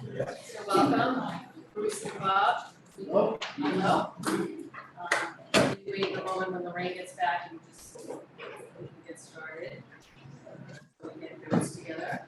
So it looks like you've a lot of work into this very quickly. Somebody tell me you already have a lot of you already done. All right, so if you want to walk through it a little bit, everybody has a copy of it. You want to give like a high level overview of the charge? Sure, last month, the board approved the creation of the Desalination Research Subcommittee for the Water Resource Commission. And Bob will be heading it. He has the list which was presented to you last time of volunteers he's identified, people with relevant experiences. I tasted that yesterday. So again, the intent of this is to create a research group to look at desalinization. During the discussion last time, the board wanted to open it up to some additional residents. And at that time, we agreed that 2 more members could be added, up to a maximum of 9 members. The limitation would be that we will be looking for people with relevant experience or skills to help support the group. Bob, thankfully, again, has identified a number of people with very relevant skills.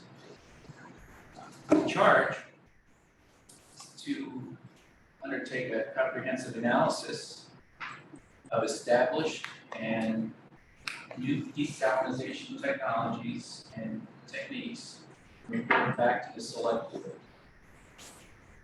They will be evaluating examples of current desalinization plants, implementations, scalability, new technologies, reaching out to research communities, whether they be sort of not-for-profit groups or universities across the nation.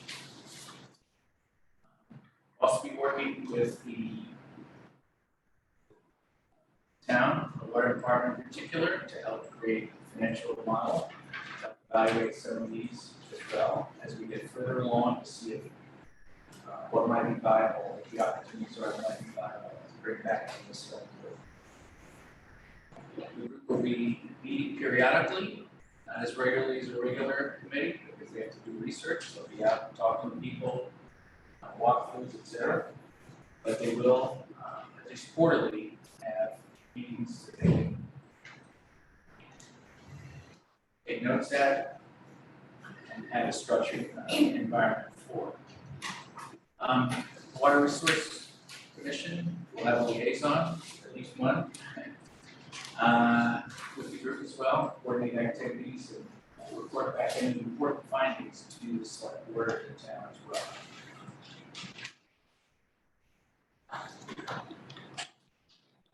That's good. I have a couple of comments. So a subcommittee really is appointed by the Water Resources Committee, not us, right? Correct. Generally, so it usually falls under the purview of your standing committee. So I don't know that we would have to be ones that had to discharge them or remove them, that would really be up to the Water Resources Committee, so we may wanna update that language. We also, it's my understanding too, that subcommittees are also subjected to open meeting law, so not more, they can't have a quorum, they either, unless they post meetings. So, you know, as they're doing their informational gatherings, you wanna make sure that they're less than a quorum, or else they're gonna have to post and do all that, so you wanna be careful with that as well. Were you gonna say something, Wayne? Well, I would just say, I just recently went to open meeting law training again. And it needs to be a formal committee. I'm sorry? It needs to be a formal committee that posts agendas, does minutes, and follows all the rules and regulations that your Water Resources Commission The follows. subcommittee needs to.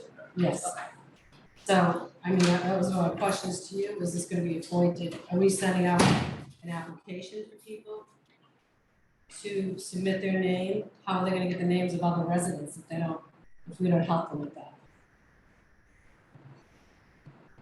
Well, I don't know, I mean, subcommittees are asked to be managed by the Water Resources Committee, so I would think the Water Resources Committee needs to post the request and have folks come in and you decide. I don't think it's a select board subcommittee.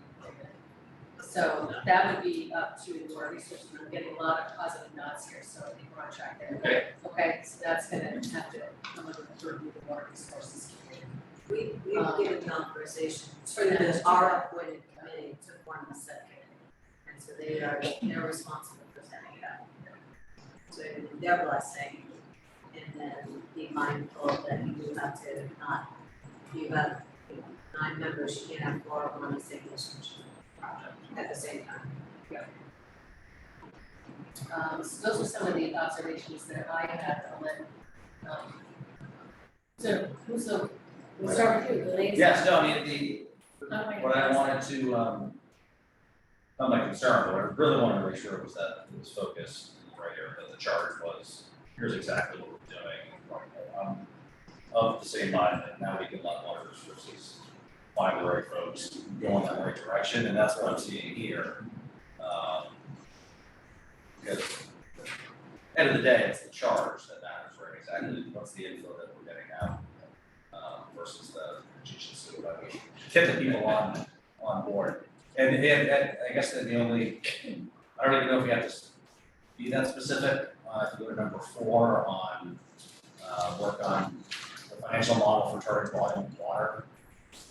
I would just, we may not know. That's a way out, yeah. I mean, just do an appropriate, you know, financially feasible and appropriate amount of water that we can do as opposed to trying to. Because setting that in stone now would be, other than that, I personally, I think it's tight enough. Okay, so those are my thoughts. Do you have written in here, you mentioned that they were to come and report to you quarterly, is that identified here in the charge? Yes, yes. Okay. Just trying to find it In here. meetings, See, okay. Yeah. Great. Thank you. Susan, did you have any comments? My only, and I think Lorraine mentioned it, was under C meetings, I don't think some of this stuff is accurate. So I would want to check with Lorraine on that. That minutes need to be prepared and approved by the committee within 30 days, because you have to vote on the minutes at the committee. And then also I would be really mindful of meetings happening that are with a forum. Even if it's research, you have to be very mindful of that. I would actually suggest more open than forum. Well, they want the subcommittee to be able to go out and do their research too, so they're not sitting in meetings, that they're actually have the ability to conduct research, so. Well, that you could, Yeah. okay, or you Yeah. could report, they don't even have to be there on meetings, it could be a report to the. Just be careful to mind the open meeting laws. Which they have written here too, which is good. Okay. I feel like we're getting wrapped up here.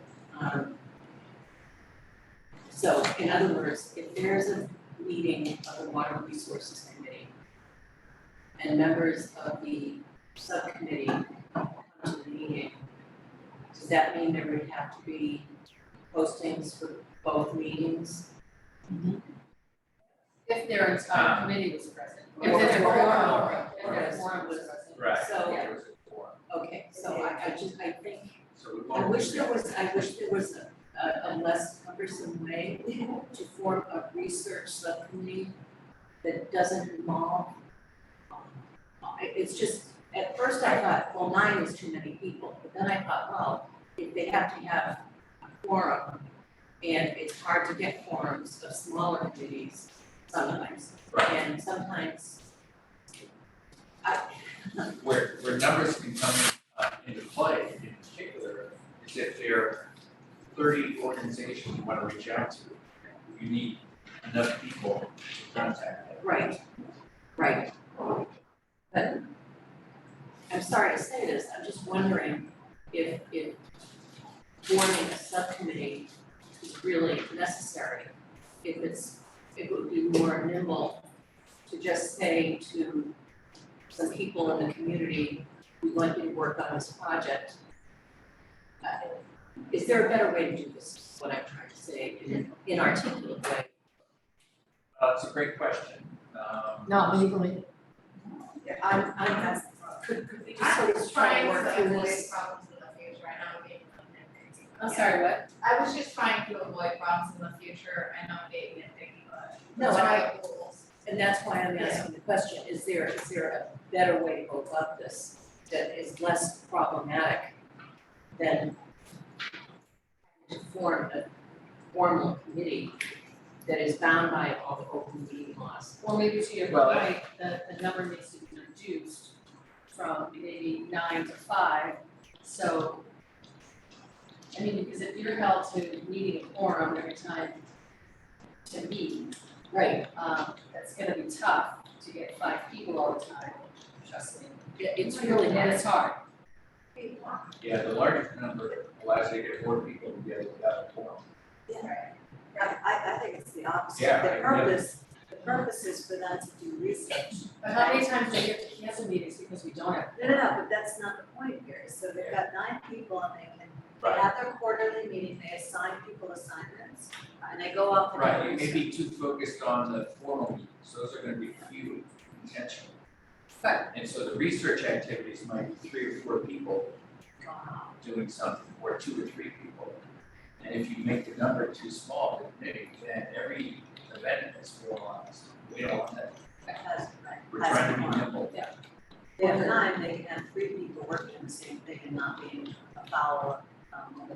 Then maybe it's the way that the Water Resources Committee organizes its agenda. So that you're not having, that you're very mindful of that, that if you have more than 5 people We are very mindful. from that committee, that's gonna create an issue for you. And then if you can sort of limit, you see what I'm saying? Yeah, It just- absolutely. Not, the subcommittee can decide that subcommittee. I mean, I'm just, yeah, it just. I do have a question back to Lorraine, since you just went to open meeting law training. Is there a specific section on subcommittees? They were very clear about subcommittees as a regular committee. Like if you have a superintendent search committee. Right. It's not the school committee, but they have to do minutes, they're treated just like a regular committee. So which means that when they do come together, they have to have a quorum or else they can't meet, right? Because half my meetings get canceled because we don't have a quorum. My liaison committee meetings. that I mean, I'm to Bruce and Bob's point, certainly they can have 4 or 5 people researching Of course. areas. And then when they bring it back to a group, they have to post an agenda. And they have to bring it back to the group as well. Just so you understand that, because it We gets, do. as Karen I said. appreciate Karen's approach to let us work freely and productively without being bound, but we will certainly abide by the open meeting law. Yeah. Relevant to subcommittees. I mean, I think it can be a balance of both. And I encourage you to put people on your committee that are doers, and not delegators, and not directors. Yeah. So, because you wanna, Yes. get some really great Yes. feedback. All right, So we will I will make the changes, to focus or replace the select board with the water resource commission. Being active, and in charge of review. are we making 4 more general, is that you want as well, or? Item 4, sorry, under, you had mentioned Oh, something yes, about yes, just striking financial the- charges, yes. striking that. Take the words financial model out and put, something around financial feasibility. I think it is here. Any other edits? So do you need a motion to approve pending the discussed edits, is that reasonable, or is it not gonna come back? Yeah. Yes. So do I make a motion? Move to approve the charge with the discussed edits as presented for a water resource commission excuse me, desalinization subcommittee. Moved by Mr. Goodrich, seconded by Mrs. Connolly, all in favor? Okay. Thank you. Great, thank Thank you you. for your prompt work. We look forward to, Report. you're getting quarterly reports, so we need to get by-in. Thank you. Yes. And Have a we'll good talk. night. You Yes, too. I'll talk to you tomorrow. Thanks, Lou. Yep. Okay, we are moving into the interview period for board and committee openings. So we've got a couple of attendees this evening. First, we have Terrence Boyle. Hi, Terrence. Hi. How are you? So Terrence is here to submit his application. His first choice is the Scituate Cultural Council, and then your second one is your resources. So can you just give us 1 second? Sure. We're going to, it's on tab 21. Lorraine and Michelle and Jen together fabulous information for us, so we can follow along. It's just me. I'm nothing to do with it. I didn't say Jen, I said Lorraine, Jen, and Michelle, I know. but it's just Lorraine. Okay. I didn't give you correction, really. All right, so Terry, is it Terry or Jerry? Terry. Okay. Do you want to tell us a little bit about yourself and why you would like to join the Scituate Cultural Council? Sure. Well, I've been in Scituate for 20 years. My kids have gotten old enough. Went through the Scituate schools and I'm looking for time on my hands. I just recently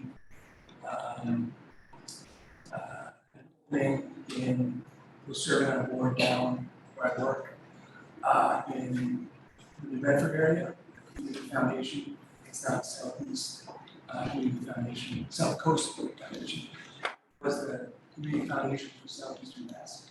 And part of that, our charge as a board in the Community Foundation was deciding on grant recipients anywhere from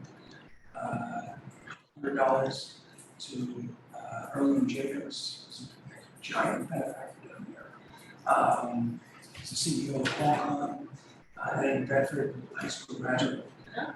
So has put millions of dollars back into Bedford through the Community Foundation. So I found it really rewarding to be able to go anywhere from grants that are small but make a huge difference to some other really larger scholarships. So wanted to concentrate closer to home. I was pretty interested in serving in some capacity in Scituate, and this seems like a good time. That sounds great, so thank you for stepping forward. It seems to be the time when folks do come forward, they just take a little bit more time on their schedules, so we appreciate that. And it sounds like you have, very well aligned interests in what you're doing down South Coast and bringing that into South here, so appreciate that too. Any questions for Mr. Boyle? Thank you very much for raising your hand and yeah, your experience would be great asset, that's for sure. What was it about the cultural council in particular that piqued your interest? Well, in thinking about sort of my background, candidly, I was interested in that side of things, rather than the heavy-duty real estate side of things, do that morning and night, so those were the two fits, so they were somewhere along in there, and I thought, Zoning, cultural consent. yeah, for my mental health. I think you might want to stick with those. That's sort of, I think you're a little more enthusiastic than myself. Initially. That's an understatement. Thank you. Andrew? So cultural center, cultural hubs position is fishing. I want to hear more about the fact that the 3-time flying I was like. champion. Wow. Tell me I that you forgot still that was in fly. there. That's why I go to the first one. I love interest. Yeah, that's Seriously, great. tell me about the, like. That's you still great, do it. it's an amazing tournament. Very, very grassroots, cutting out is sort of as grassroots as it Oh gets. my gosh, yes. But it's a, last weekend in September, it's all from shore. So, the truth of that, and Pete Nelson helped us unbelievably bring all of his eels down and catch those and then fly fish as well. So you can catch, if you catch the fall run right, it's unbelievable. And it's 24 hours, so there you go. Let's do it. Yeah, jump on in. I know we can stay the lane. Susan, anything? Thank you. Well, there are a number of openings on the cultural council, so I'm sure they could really utilize your expertise, your project management, as you have extensive, and also your. So, what we usually do is do we know when the cultural council meets? I don't know when they meet it. We double check to ensure that you can actually attend. Yes. Is there? Okay. Yep. Just want to double check that as well. Yeah, they're not the type of committee that meets monthly. No, yeah, it's kind of like this. It looked like the fall. It's actually what they do. Yeah. Okay, that's great. And All if right. they have service liaisons to some part of the boards. Yes, economic development, maybe that's a cultural council person. Yeah, so that may be a place where you can, help them out. Okay. So what we typically do is we go at the end of the evening, after we go through all the different applicants. You're welcome to stay, you don't have to stay, you don't have to be here, I'm sure you have things to do at home, but feel free to stay. We thank you for coming forward, and we will go later on. Excellent. All right. Thank you guys. Thank you. Appreciate it. Good night. Good evening. All right. Mr. Porter Price is up next. He is applying to the beach commission because he hasn't been involved enough anywhere else in town. This Lisa, just for the record, name and address, good evening. Motion Price 48 annual. Tell us why you want to join the beach commission. Having been a long time beach goer since we moved to South Shore in 1985, both in beach for the first 15 years of the moved to Scituate.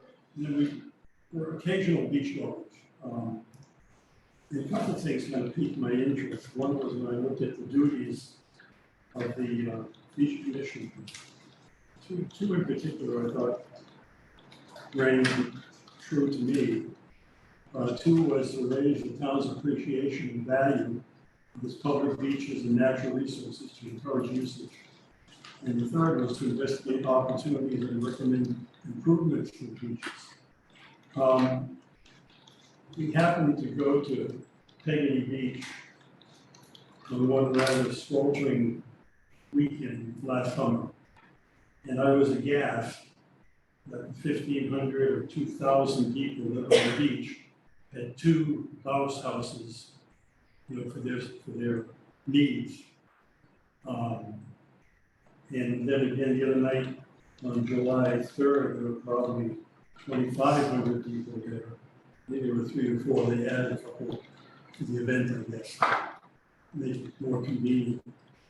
I really feel strongly if I get appointed to the beach commission, I will work hard to see that we advance having real sanitary beach facilities at our beaches. When I drive by the Hingham Beach, see a beautiful facility there. I don't know if Marshfield has done much. I know the Cape communities all have really more than adequate beach facilities, showering, sanitary facilities. I think it's a crime in this day and age that we have outhouses at our beaches to serve the needs of our people. And I realize that we have 4 beaches probably to contend with, Leggedy, Sand Hills, Minot, and Humrock. So it wouldn't be a small project. I think if we started and did a demonstration type project on one of the beaches, I think then maybe it could carry over to the others.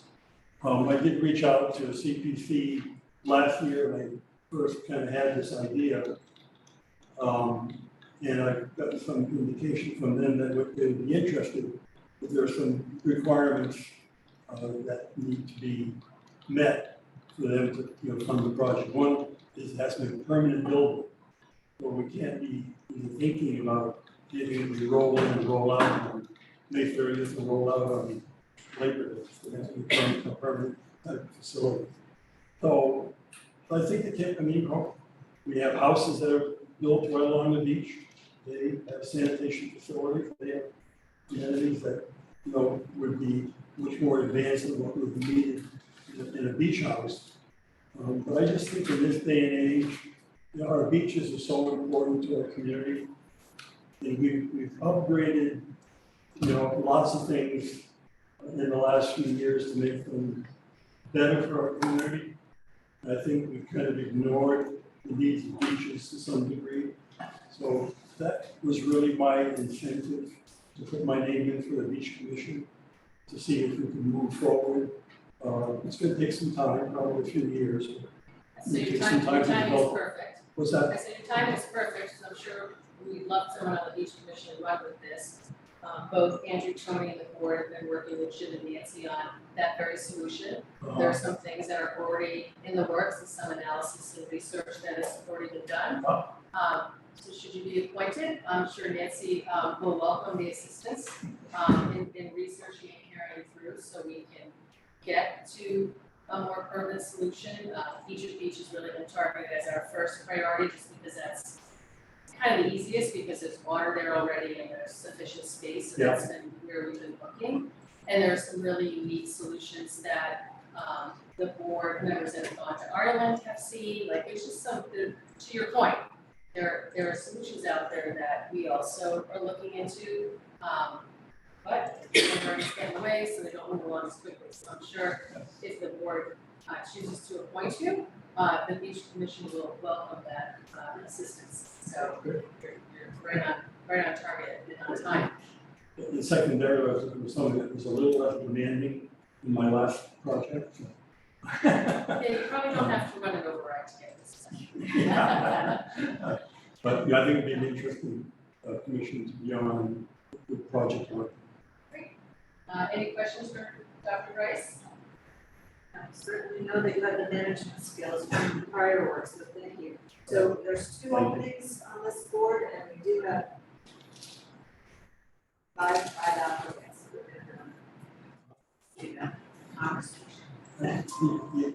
Yeah, I'm not bound to determine, that's not my only choice, I guess, if you felt it, my. Do you have a second choice? Because it's not indicated. If I put anything down on the application, Yeah. If you felt that there was something else that I would be a better fit for, it'd be amenable. Okay, so you should write that down.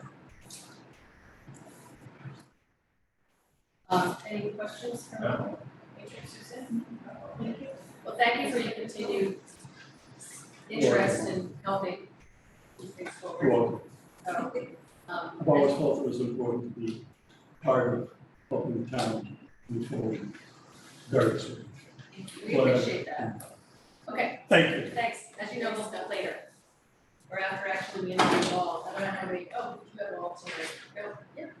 We actually have another Beach Commission applicant that's going to be interviewing at your next meeting. Okay, so we'll have to wait till we go through all. That's all was 4. my Yeah. suggestion. Okay, yep, thank you. Is Ron Miller here? Mark Choquette here? No, Mark was already interviewed at the 6:27. I wasn't at the meeting, okay. And Chris Mason was interviewed, so, They were both already interviewed? yes. Okay. Let me still have to watch that. And Ron is not. Is it on here? I don't think, no. All right, so that's all for board committee, interviews. Do we wanna take care of, we just have to go, okay, so let's. We have the votes on the agenda, and yeah, we'll do it. Yeah, okay. All right. So next, Pam, how are you? Good evening, good, how are you, everyone? Happy FY 24. You did.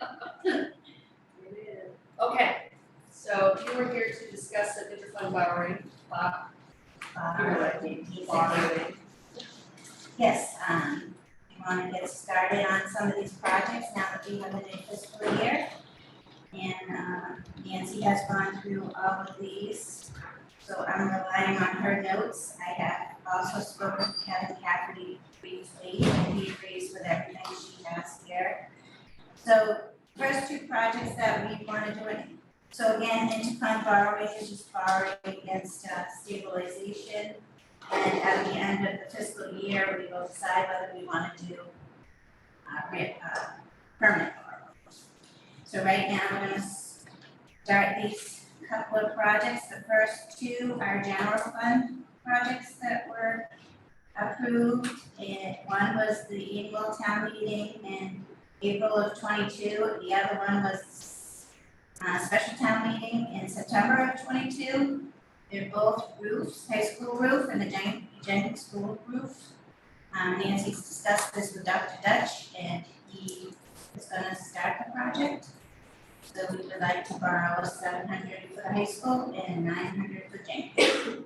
And those projects are commencing this summer? They're underway. Okay. Just for the board, that's Mr. Rob, he's taking over as the school business manager. Oh, I'm new Dr. Dutch. oh, welcome, I'm sorry, nice to meet you. Yeah, What's your sorry. name? I'm sorry. Tom Brown. Tom. Brad, R-A-D. Brad, Brad, nice very to meet happy you. with you. Welcome. Thanks. Sorry, Tom, I didn't mean to do that. Not at all. Tom says they're gonna start this summer.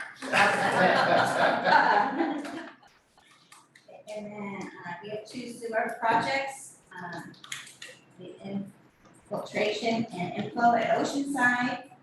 We'd like to borrow, we've already borrowed $1,800,000. We'd like to borrow another $1,200,000 for this project.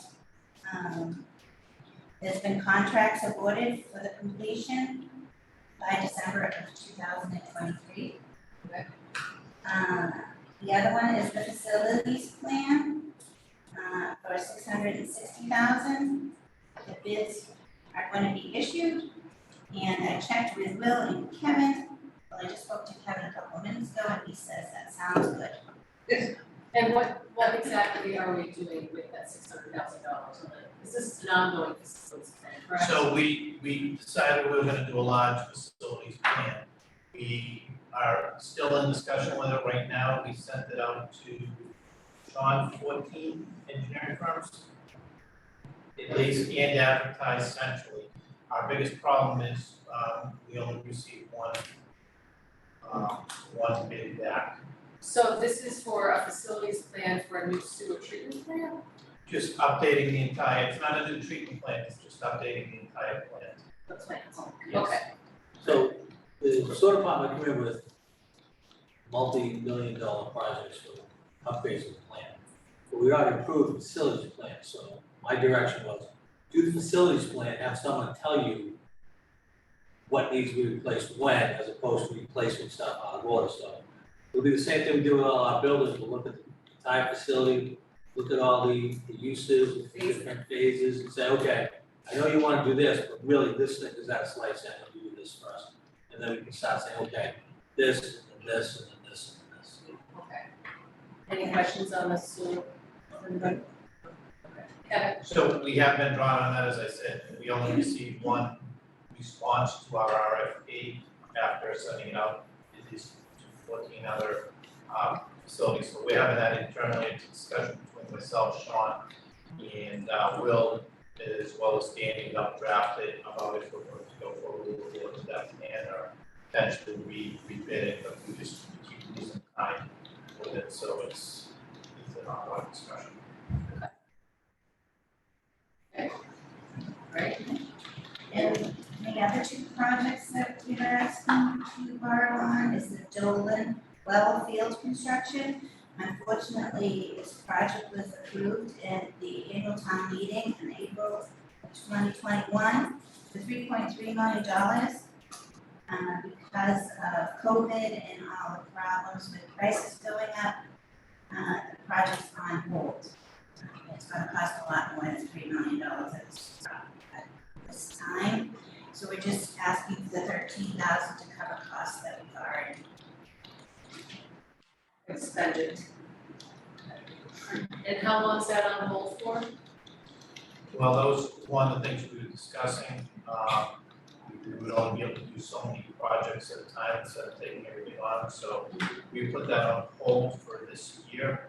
And we, out of that $13,000 is looking for federal as well as state funding that might be able to help us out because there is different chemicals and stuff that we will clean up over in that area. That kind of was with PFAS, and we hope it would get us some potential funding. We haven't made any yet, but we're still trying.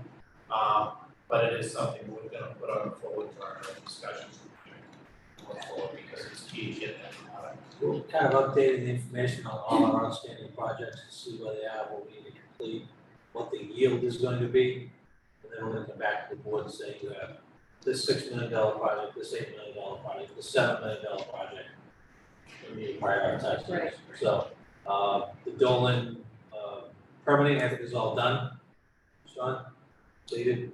Yeah, they close, they did the final testing. The issue was the water has PFAS, so that needs to be PFAS treatment on that, it's too far to try to pump it back to the new treatment plant, it costs more to pump it back to the treated. So it is. So we're putting all those projects together, we're waiting for the gentleman who's doing the reservoir project to get back from vacation, get that all up to speed, find out what that is. Then again, come into the board, it's okay. Here are the projects, here's what we think they're gonna get us, which ones do we wanna really focus on, given the limited number of resources. When do you think you're coming back to that? August? I'd say September, beginning of September, yeah. I don't know when the gentleman who does the reservoir, he basically rents a camper and goes off for a long period of time in the summer, so. Who does? The consultant who's doing the reservoir project. evaluator. Okay. So, He's semi-retired, he just sent an email out today looking at me next week. Okay. Yeah, so we wanna definitely revisit that, we spent a lot of money on that, so I'm sure. What's happening there. And the water main replacements, it's taking place this summer, it's 3.3 million. We have Jericho, we are ready to go out to bid, we're kind of been held up, the gas company, I know they said that we'd have 3 crews in and get all this work done, but they're kind of just been going really slow. And not keeping up with everything they said they would do. So Do we we're, have any recourse there? I have a guy contacting Jeff every day to maybe every other day, just, saying what's going on, who is this, who is that. And they haven't posted their bonds, so, I'm not sure where they are. One of the things I can do to put pressure on them is maybe, start holding up street opening permits. I hate to do that, but it is a potential, just try to get them back on schedule. Yeah, we gotta get the water. So. Maybe the pressure on the gas company is moving on. Jim and I were able to take a look at it today, and, they're moving, but they're not moving as quick as I hoped. Can we call them back in? Yeah? And I mean, I think we should, I think the board was pretty vocal about their concerns of doing these projects all so long. the major concern is the environmental, so we start out with that. The other one we wanted to wait on was the 123. 123. The summertime. Thank you.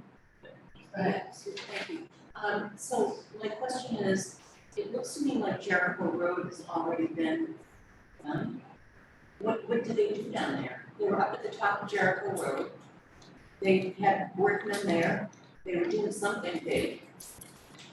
And then there's looks like a cut down to almost past Pier 44, so what is that?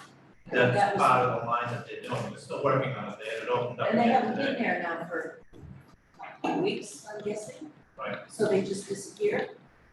So are they gonna do that to us on Route 123? So then today, This is not boding well. yeah, that's our problem, we're supposed to be getting all these jobs done. They're not being responsible, they roll it right now, and need their bonds, we can't let them go down the roads without the bonds. They don't have. Get them back in. Let's go back, it's disturbing, even if it's 2 board members and, you know, whatever's quickest to get them in to get accelerate. Is there something? Yeah, just remind me is, so on the Oceanside piece. No, I'm sorry. And vinyl, Right, so we're waiting to do work until they're done, right? Yes. on Jericho Road, so On what we Jericho. wanted them is get them out of the road, so that then we had the actual location for the water line. So we would give a change order to us, to the contractor, because then he's, you know, they could say, we didn't show them where the gas line is, now there's a conflict with the water service, from Pier 44 or for whatever, we don't want the conflicts in the line.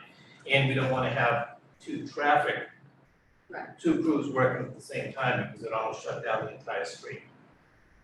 We are waiting on what's called to, by the at the school. Thank you, waiting on the environment, it's a sidewalk on Market Road. So if they don't produce a bond, and we need to get our work done. Is this National Grid yet? What gas is it? Eversource. Eversource. Just looking. Yeah, and then we need to have a chat. All right, sorry, Dan, No, thank you, but it's all important information. it is. And what is the balance of our stabilization fund these days? So we have 7 million and change in the stabilization. So we're going to be borrowing 6.773 in this interfund borrowing, so it doesn't give us much, but we can do it now. So we take that out of stabilization. Yeah, I don't do it before, I just give the money to the projects. Yeah. And then we have to file with the revenue saying how we replenish the funds if we use any. The good thing about an interfund borrowing, it doesn't it doesn't start any clocks, we haven't borrowed money, so when our first clock doesn't start, so if a project gets stalled, say it's 660, it goes back up to bid. No harm, no foul, we don't have to replace anything to spend anything. Questions? I'd just like to say to the taxpayers of town that the roof replacement for the schools is not coming out of the school operating budget, it's coming out of the town capital budget. So I just want people to understand that the town takes care of the school buildings and, you know, so it's been an issue over the years as to what we have or haven't done in terms of maintaining schools, but I think we've taken a very progressive, you know, step toward making sure that even with the quote unquote new school in town, Jenkins School, it still seems new to me, is in need of a roof replacement. And we're doing it, and the town's doing it, so I just want all the taxpayers to know that we're doing it. Thank you. Well said. Okay, anything else? No. All right, Those are the 6 projects. motion? Move that the select board approve the interfund borrowing whereby the treasurer collected the amount of $6,773,000 for the purpose of the approved as shown above. Moved by Mrs. Conley, second by Mr. Goodrich, all in favor? Aye. Thank you all. We don't have to read anything for that, right? No. Page 1. Yeah, no, so thank you, Tam. Thank you, have a nice Great night. evening. I double checked with Pam, So I had to get Susan ready just in I case. know. It's always happy to say. Come on, Sean. Kevin and, Sean's coming up, let's do Kevin. So Kevin and Sean, okay. Very exciting. So these two contracts are to keep the transfer station running. We've been meeting with Covanta and discussing rates. These are the rates that were negotiated with Covanta. Unfortunately, the only place any South Shore town, most of the towns can get rid of their trash is Covanta. Where the trash is burnt and create rented energy. So, what they did in the past, we had a rate, and the rate, I think, Sean, you can help me out with this, I think we're about 105. 115 we've got now, and that included, hauling. So what they did is they lowered the rate 95 overall, but now they're charging us 27.55 a ton also for hauling. So what we did is, it's not like we could go to somebody else, but we sent this over to Claire, the director of South Shore Recycling Cooperative, and she reviewed it. It's similar to what other towns have and whatever other people they charge now as they renew their rates. And this is what we need to keep going. Okay.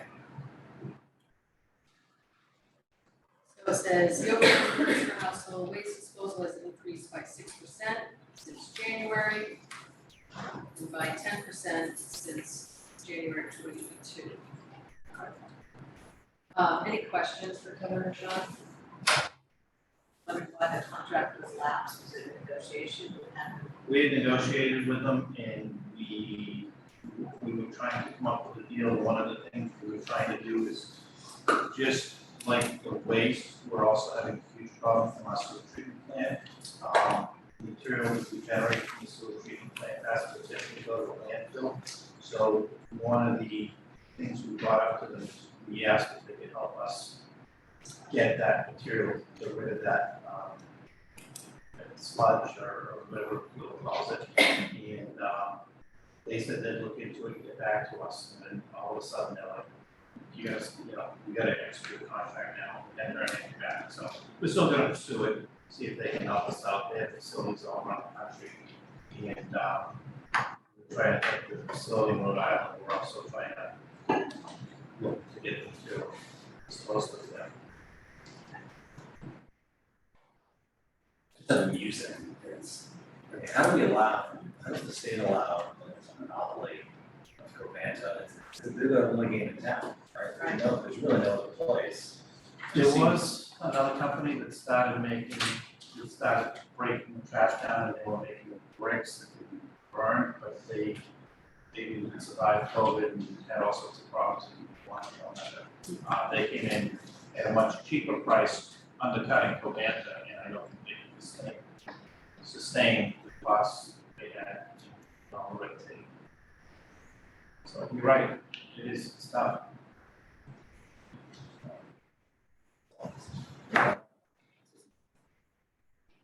So this is to lock it in for 3 years, and it'll be subject to CPI increases. Is that common to tie to CPI? Well, they don't wanna, they're doing it with everybody else, because they don't wanna take the hit if the market change, the market changes extremely from what they saw. There's a lot of companies won't tie CPI. CPI and change of law. Yeah. So if the EPA says you need to put on more expensive pollution controls, and they pass those along. All right, motion? Anybody? To award a 3-year contract with the Sustainable Solutions LLC for household waste disposal fiscal year 2026, with a per ton for fiscal year 24 is $95.04, and future years will be subject to an increase based on price index. Thank you, moved by Mrs. Canfield, second, Mr. Goodrich, all in favor? Aye. The next one is a contract for Commonwealth Waste. And that's the hauler Okay. that we've been using for the past few years. Prior to them, we had another company called Howland, we've got a great partnership with Commonwealth Waste. And it's tricky because they supply the trailers when you throw your trash bags over the thing. Yep. Those 100-yard trailers, if they have trailers, and what they do is they actually, it's called the live bottom they have on them, so when they dump, it's like a conveyor belt that pushes all the trash out. So part of this, it's not just the hauling fee, it's also the rental for those trailers as well as any damage and everything else that occurs with the trailers, as we use them, as they switch around. They built that into the per ton. That's that. They build it into the per ton. You're not just paying to take the trash from point A to point B, you're also, it's included in the rental for your trailers and everything else for that. And this rate also is. Well, the rate was built into the fee before, so we don't have the standard classic number, but Sean spoke to Claire at the SSRC, and she said that's similar to what they're charging us. Any questions? Some towns do it themselves, but it's a huge expense, those trailers could be well over $100,000, $100,000 in my opinion. Motion? Move to award a three-year contract to the Commonwealth Waste Transportation LLC, CWT, for transportation of household waste for this work on fiscal year 24-26. The rate for time of fiscal 24 is $27.55. Future years will be subject to increase based on consumer price index. Motion by Mrs. Canfield, second by Mrs. Goodrich, all in favor? Aye. That's it, right there. Thank you much, and I told Nancy I'd stick around for this next one. Okay. Sean, thank you. Yes, thank you. Thanks, Sean. Thank you. Don't lock me out. Unless it's gonna make us Okay. stick around. Safe travels. Good night. Good night. All right, so we have interdepartmental budget transfers. That is a common annual close of business process. So rather than read it all to you, it's mostly electricity is the main driving thing, some changes in contracts as well. When a department has savings in another area of their budget, that was used to cover it, such as the treasurer collector, board of health, library. In some cases, we had nowhere to go. Things to call out, unemployment, we're going over budget because of fraudulent claims. We have appealed the fraudulent claims, we appealed before they were ever paid, and because of the way our unemployment is handled, we have to pay all claims. So we should get the money back, it should come back in fiscal 24, but we only have about $300 left to pay June. And based on what happened in May, 25,000 should cover us, and I will get able to see the bill for 5 more days. I'm like a little stressed out. Yeah. And the veterans, the reason why we're taking funds from their subsistence support is because they had funds left over. John, as he's told you before, has been to a lot of people when helping get on these federal benefits, and some of his recipients have also passed away or moved on. He did just add another recipient, but there was a lot of funds left over in that particular one. Never enough to cover that. In sewer, these are discussions that we had during the rate review and last year. Their electricity budget is extremely high, but they have savings in other areas that can offset. So chemical and lab supplies, we increased that budget because of the large spike in chemicals and costs in fiscal 23, and there has been some savings for them in that year in how they're scheduling of their chemical purchases. In water, which is why I ask every be here, just to remind you, when we were talking about a change order for the water treatment plant probably about 6 months ago, we talked about the manganese contractor and how that was going to be deployed at Old Oak Bucket. And part of that would be borne by the water enterprise operational budget because they had statements of their debt service on the green sand filter was financed to bring clean water trust. They control when they borrow. We budgeted to make a payment, they didn't borrow. So we had about $600,000 that's going to turn back in their budget, and the contractor came up. So that has been deployed, and then the rest of that change order will be part of the water treatment plant project, and that media can then go back up to that project when the whole local bucket is decommissioned. So I just wanted to check in case you had any technical questions about the manganese contractor because that's as far as I can go. And then there just some other just moving around between some line items from there, maybe should be a surprise plan. On Widow's Walk, because of the booming business, Ian had a few extra expenses in car supplies, range supplies, and merchandise supplies. He's offsetting that with a lease that have retired. Stay as it is. Guys, And it's electricity up at the top for old gates, public safety, and town hall. Is that, go ahead. Sorry. I was just gonna say, I mean, I know you say that it's because of escalating electricity costs this year. Why those three areas in particular or not? Is that where you pull most of that budget? I told them the most egregiously in the red lines. Kevin didn't increase his electricity costs that much. And we doubled the burn there. We had savings in the fuel to offset that, and he did increase some of his lines for fiscal '24. But it's a balancing act. Both these is a huge electric bill.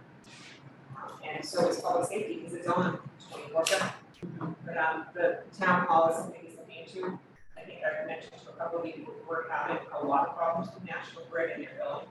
So we get a lot of estimated bills, and we've gone back to them. Mary in my office is like National Grid user, which is awesome, because we're just finding we're not, all of a sudden the bills stop coming. We have been billed for months, or they start doing estimates. So we have bills that have credit balances, and then we have bills that we owe thousands of dollars on that come 5 months later. So it's been an ongoing process of them telling them, okay, this meter's not reading, you need to go out and fix it, and every other day having that conversation. So I think we're down to one account right now. Thank you, Mary. Yes. Any questions? It seems to be a large amount this year. It is that contract is a big piece of it, as well as just the electricity. If you look down all those different electricity lines, it's probably a couple hundred thousand. Well, it did spike exponentially in the middle of fiscal year. Yeah, and it's better now, and with the aggregation. As you say, we put our Yeah. stuff up in We did, Okay. and that did help bring down the costs. questions? Susan? I was gonna, you said, can I ask again about the estimates on electricity, because you're down to only one having estimate, that they're all actuals? And it's not the only bill that we have an estimate on, but we're down to one bill that is a problem child that we can't get either a billing information on, or we can't get an answer on it. But it's been the gamut from meters that are no longer attached to buildings, that they won't read, but they didn't tell us. But these are all actuals. Yeah, these are all These actual, ones, the transfers in, those are all actual. they should be all actual costs. And so their actual utilization that's higher. Or no, is it actual utilization high or just cost? It's actual utilization. There So are, we're using more too. not necessarily, the costs are so high. Oh, the cost, so it is cost, it's not utilization.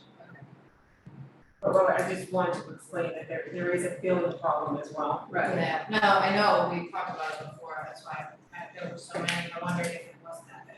Yeah, there are a few that there's at least one that seems to be out of sorts, that Kevin's investigating to see why it's changed. Kevin Kelly. Yeah, sorry, other Kevin. Good job. I know which one. I know which one it is. I've had enough association with National Grid and NSS. Yeah, we have a few things there. That answered my question about going forward adjusting line items for electricity, so. Okay, yes. And advisory committee did approve this last night's meeting.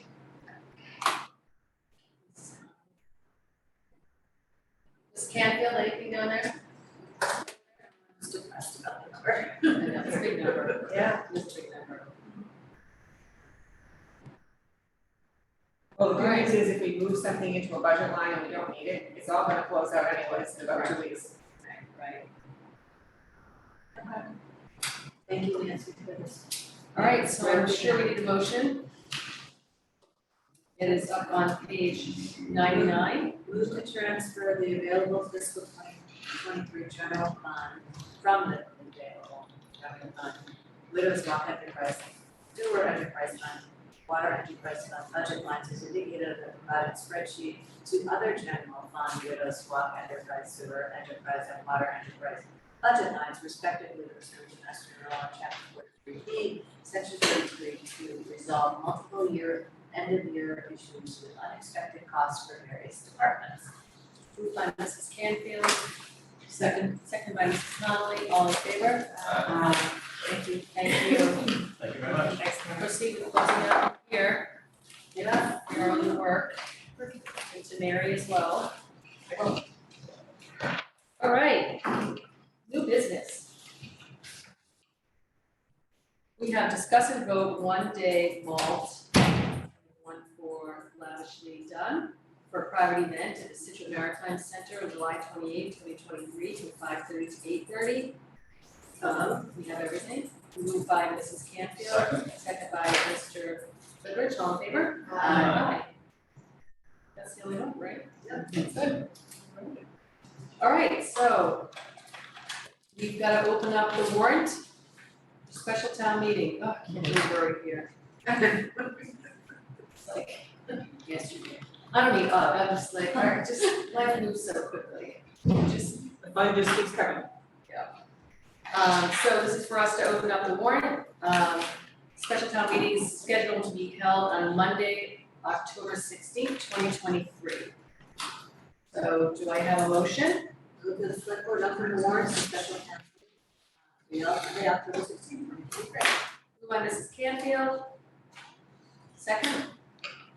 Second by Ms. Connolly. All in favor? Aye. Well, I was trying to make sure it was Oh. not that. It's not, I just checked. It's the day before. I mean, it's the Monday before. I think we already determined. Yeah, that. okay. So Monday, Shoshana, yeah. it's not. We already went to that. I'm sorry. It's not Sunday, Aye. it's sunset. We're opening the warrant. We didn't determine a date. We already did that. Yeah. We did that a while ago. No, it's all right. It's all good. All right, do we have, I thought Mr. Boyle was a terrific addition for the cultural council. Does anybody have any other commentary or concerns? Madam Chair, we do have election workers to approve. Oh, I skipped one? All right, sorry, I see that. Would you like a motion? Sure. Move to appoint the following election workers from the town clerk supplemental list as provided in our backup. So, motion by Mrs. Canfield, seconded by Mrs. Connolly. Just for the record, there are approximately 50 and almost 20 election workers. All in favor? Aye. Thank you to those who volunteer to be, well, they get paid actually, but still it's volunteering, right? It's really volunteer. Well, it's really a volunteer job, so we appreciate you. It's a volunteer. We appreciate you. Okay, then, back to our subcommittees and committee appointments. We have, Mr. Boyle who came in this evening for the cultural council. We're gonna hold off on the beach commission until the other gentleman comes in next week, if that's okay with everybody. So we have 2 positions and we have 4 folks to discuss. Do I have a motion or any additional commentary about Mr. Boyle? Put him on there. I don't know that he wants to be here. I move to appoint Karen Boyle to the Situate Cultural Council for a term of 3 years until successor's name. Moved by Mr. Campbell, second by Mr. Goodrich, all in favor? Aye. Congratulations, Mr. Boyle, and thank you. Correspondence? Yes, we have the Scituate Public School calendar that we received. First day of school, September 5th. For pre-K, it's the 6th. Exciting. It's exciting. That's about as early as it can be too. What's that? It's about as early as it can be. Yeah, oh yeah, it's always right around. Sometimes it's pretty late, Labor Day's late, so. Yeah. This year it was. 56 days. Not that anyone Sounds like it's always baby. summer, 56 days of summer left, kids. And parents. Let's see what else we have. The National Grid sent us their flyer. Is that normal? It's their natural gas, Yep, natural gas pipeline procedures.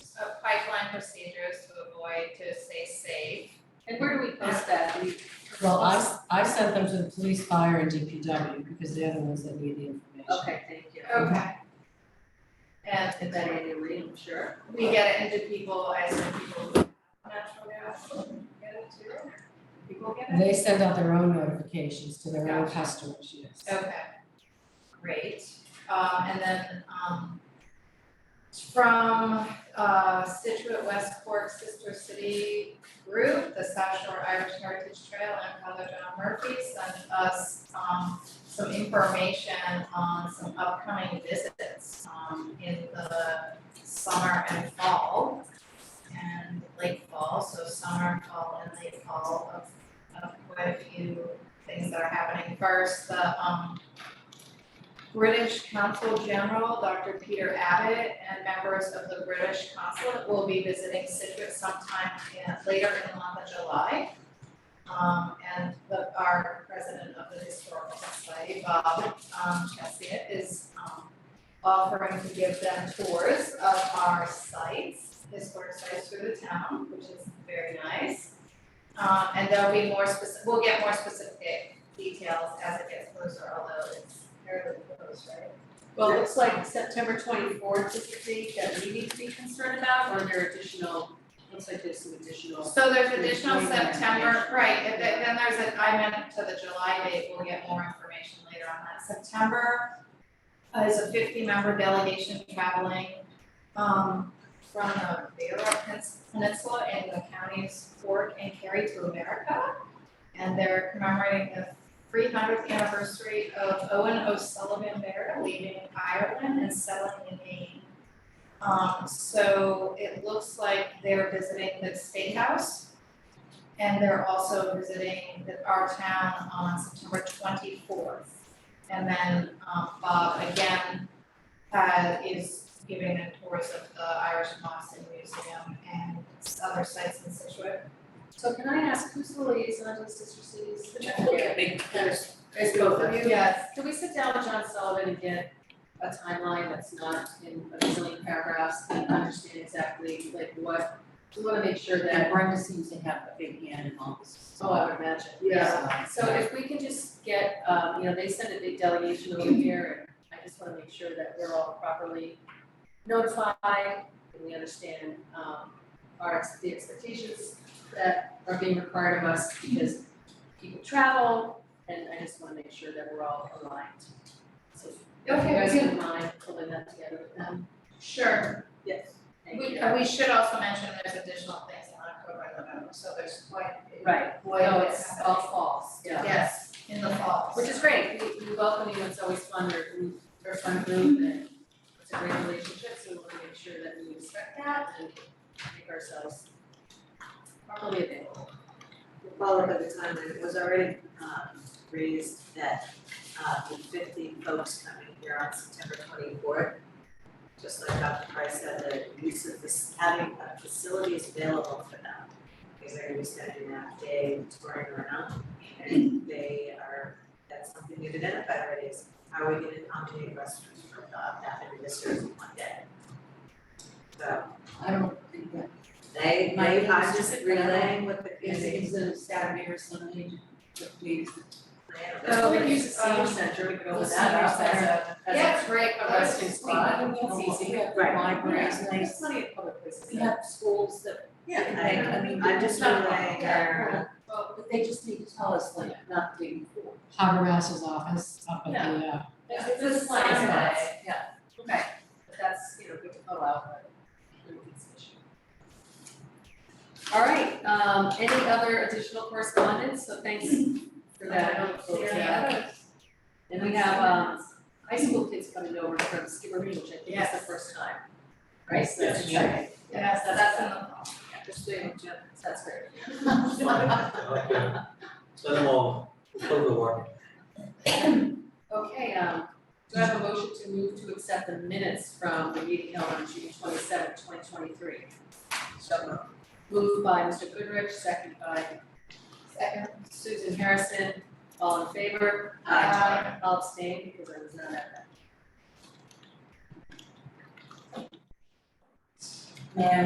We do the liaison reports, Mark. We can go liaison reports, yep. I just want to mention, I was at a meeting, it's a working group meeting, with the planning director and, her assistant and the consultants working on our MBTA communities compliance. And they're aiming at getting us to town meeting in the spring with proposed zoning amendments that will hopefully bring us into compliance what MBTA is requiring us to do. So they're on a very tight time schedule, but I promise them that this board will be cooperative with whatever timetable they have, so that we're not at the end of this and scrambling around. So I assured them that this particular board, I think, will be more than cooperative. So do they want it, I'll for start special or annual? annual, Also, yes. annual. No, I just wanted to. Do whatever you want, but they won't be ready for the special. Okay. And it's even aggressive, I think. They seem to be, according to the consultant, in good shape, Jim. And it's really a mathematical exercise more than it is anything, but I think this board would like to keep this on track. And somehow, zoning things can get a little hairy, but, so that was that meeting, but the consultant seems to be very efficient and hopefully will guide us in the right direction. And tonight, I couldn't go to the Cole Park Redevelopment Committee, but There are a lot of ways to. Yeah, waterways. but they think they're in the right shape to be able to put the RFP out to get engineering design firms on board to be able to give us some potential solutions for flooding in particular. I had a question. Did you get did they do the drone thing? They did it, they did it, I don't have it, and Have you seen it? I have not seen it, and I'll tell you why I haven't seen it. Matt, our committee chair, is totally into this special software that you can share everything with everybody on your committee. But in order to learn how to use it, they had a seminar that featured 2 MIT professors to explain how to use it. So I was like, That doesn't seem. anyway, so I'm gonna try to get, yes, I'll send you the TikTok. So if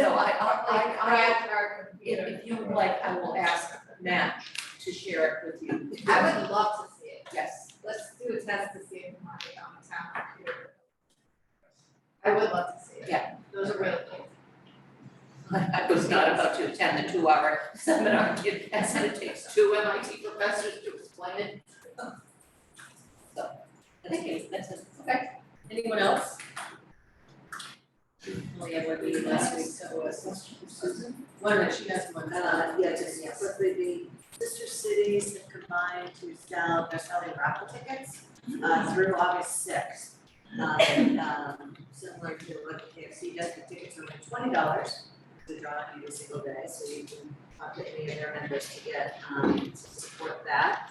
And Is it like the, oh, I know. like Nice, nice, okay. yeah, so there's a drawing every day between, they started last week, but you can still buy the last drawing. And where do you access these? You can go, I think they're on the website, Oh, the Sister City. Sister City website. Okay. We're right in, all of the members are selling them for all of the committees. Oh, So, I'm guessing it probably can't go on an official town website, can get involved. I think it's on their Facebook Yeah. page. But they, the last drawing is on August 6th, and they'll be selling it in a very. And then you're supposed to get the money back, right? You win it and then you go. That's how it works. And the library concerts are underway, and they're every Wednesday night at the library, and EDC will be meeting in 2 weeks, and they will be discussing priorities for the coming year, but also opening up the grant applications that is now in place, that folks who have an EDC project they want funded can go through the application process for them, and that will be online. Great. And Karen, did you have anything? Yeah, I just had a question for Susan. The oyster farms, are they, Oh, is the the beer out there? My or liaison. What's the? Yes, so the applicants submitted their propagation permits to DMF, and as far as I understand, as of today, 2 have been approved, and they're awaiting seed to put down the next couple weeks, so they're moving forward.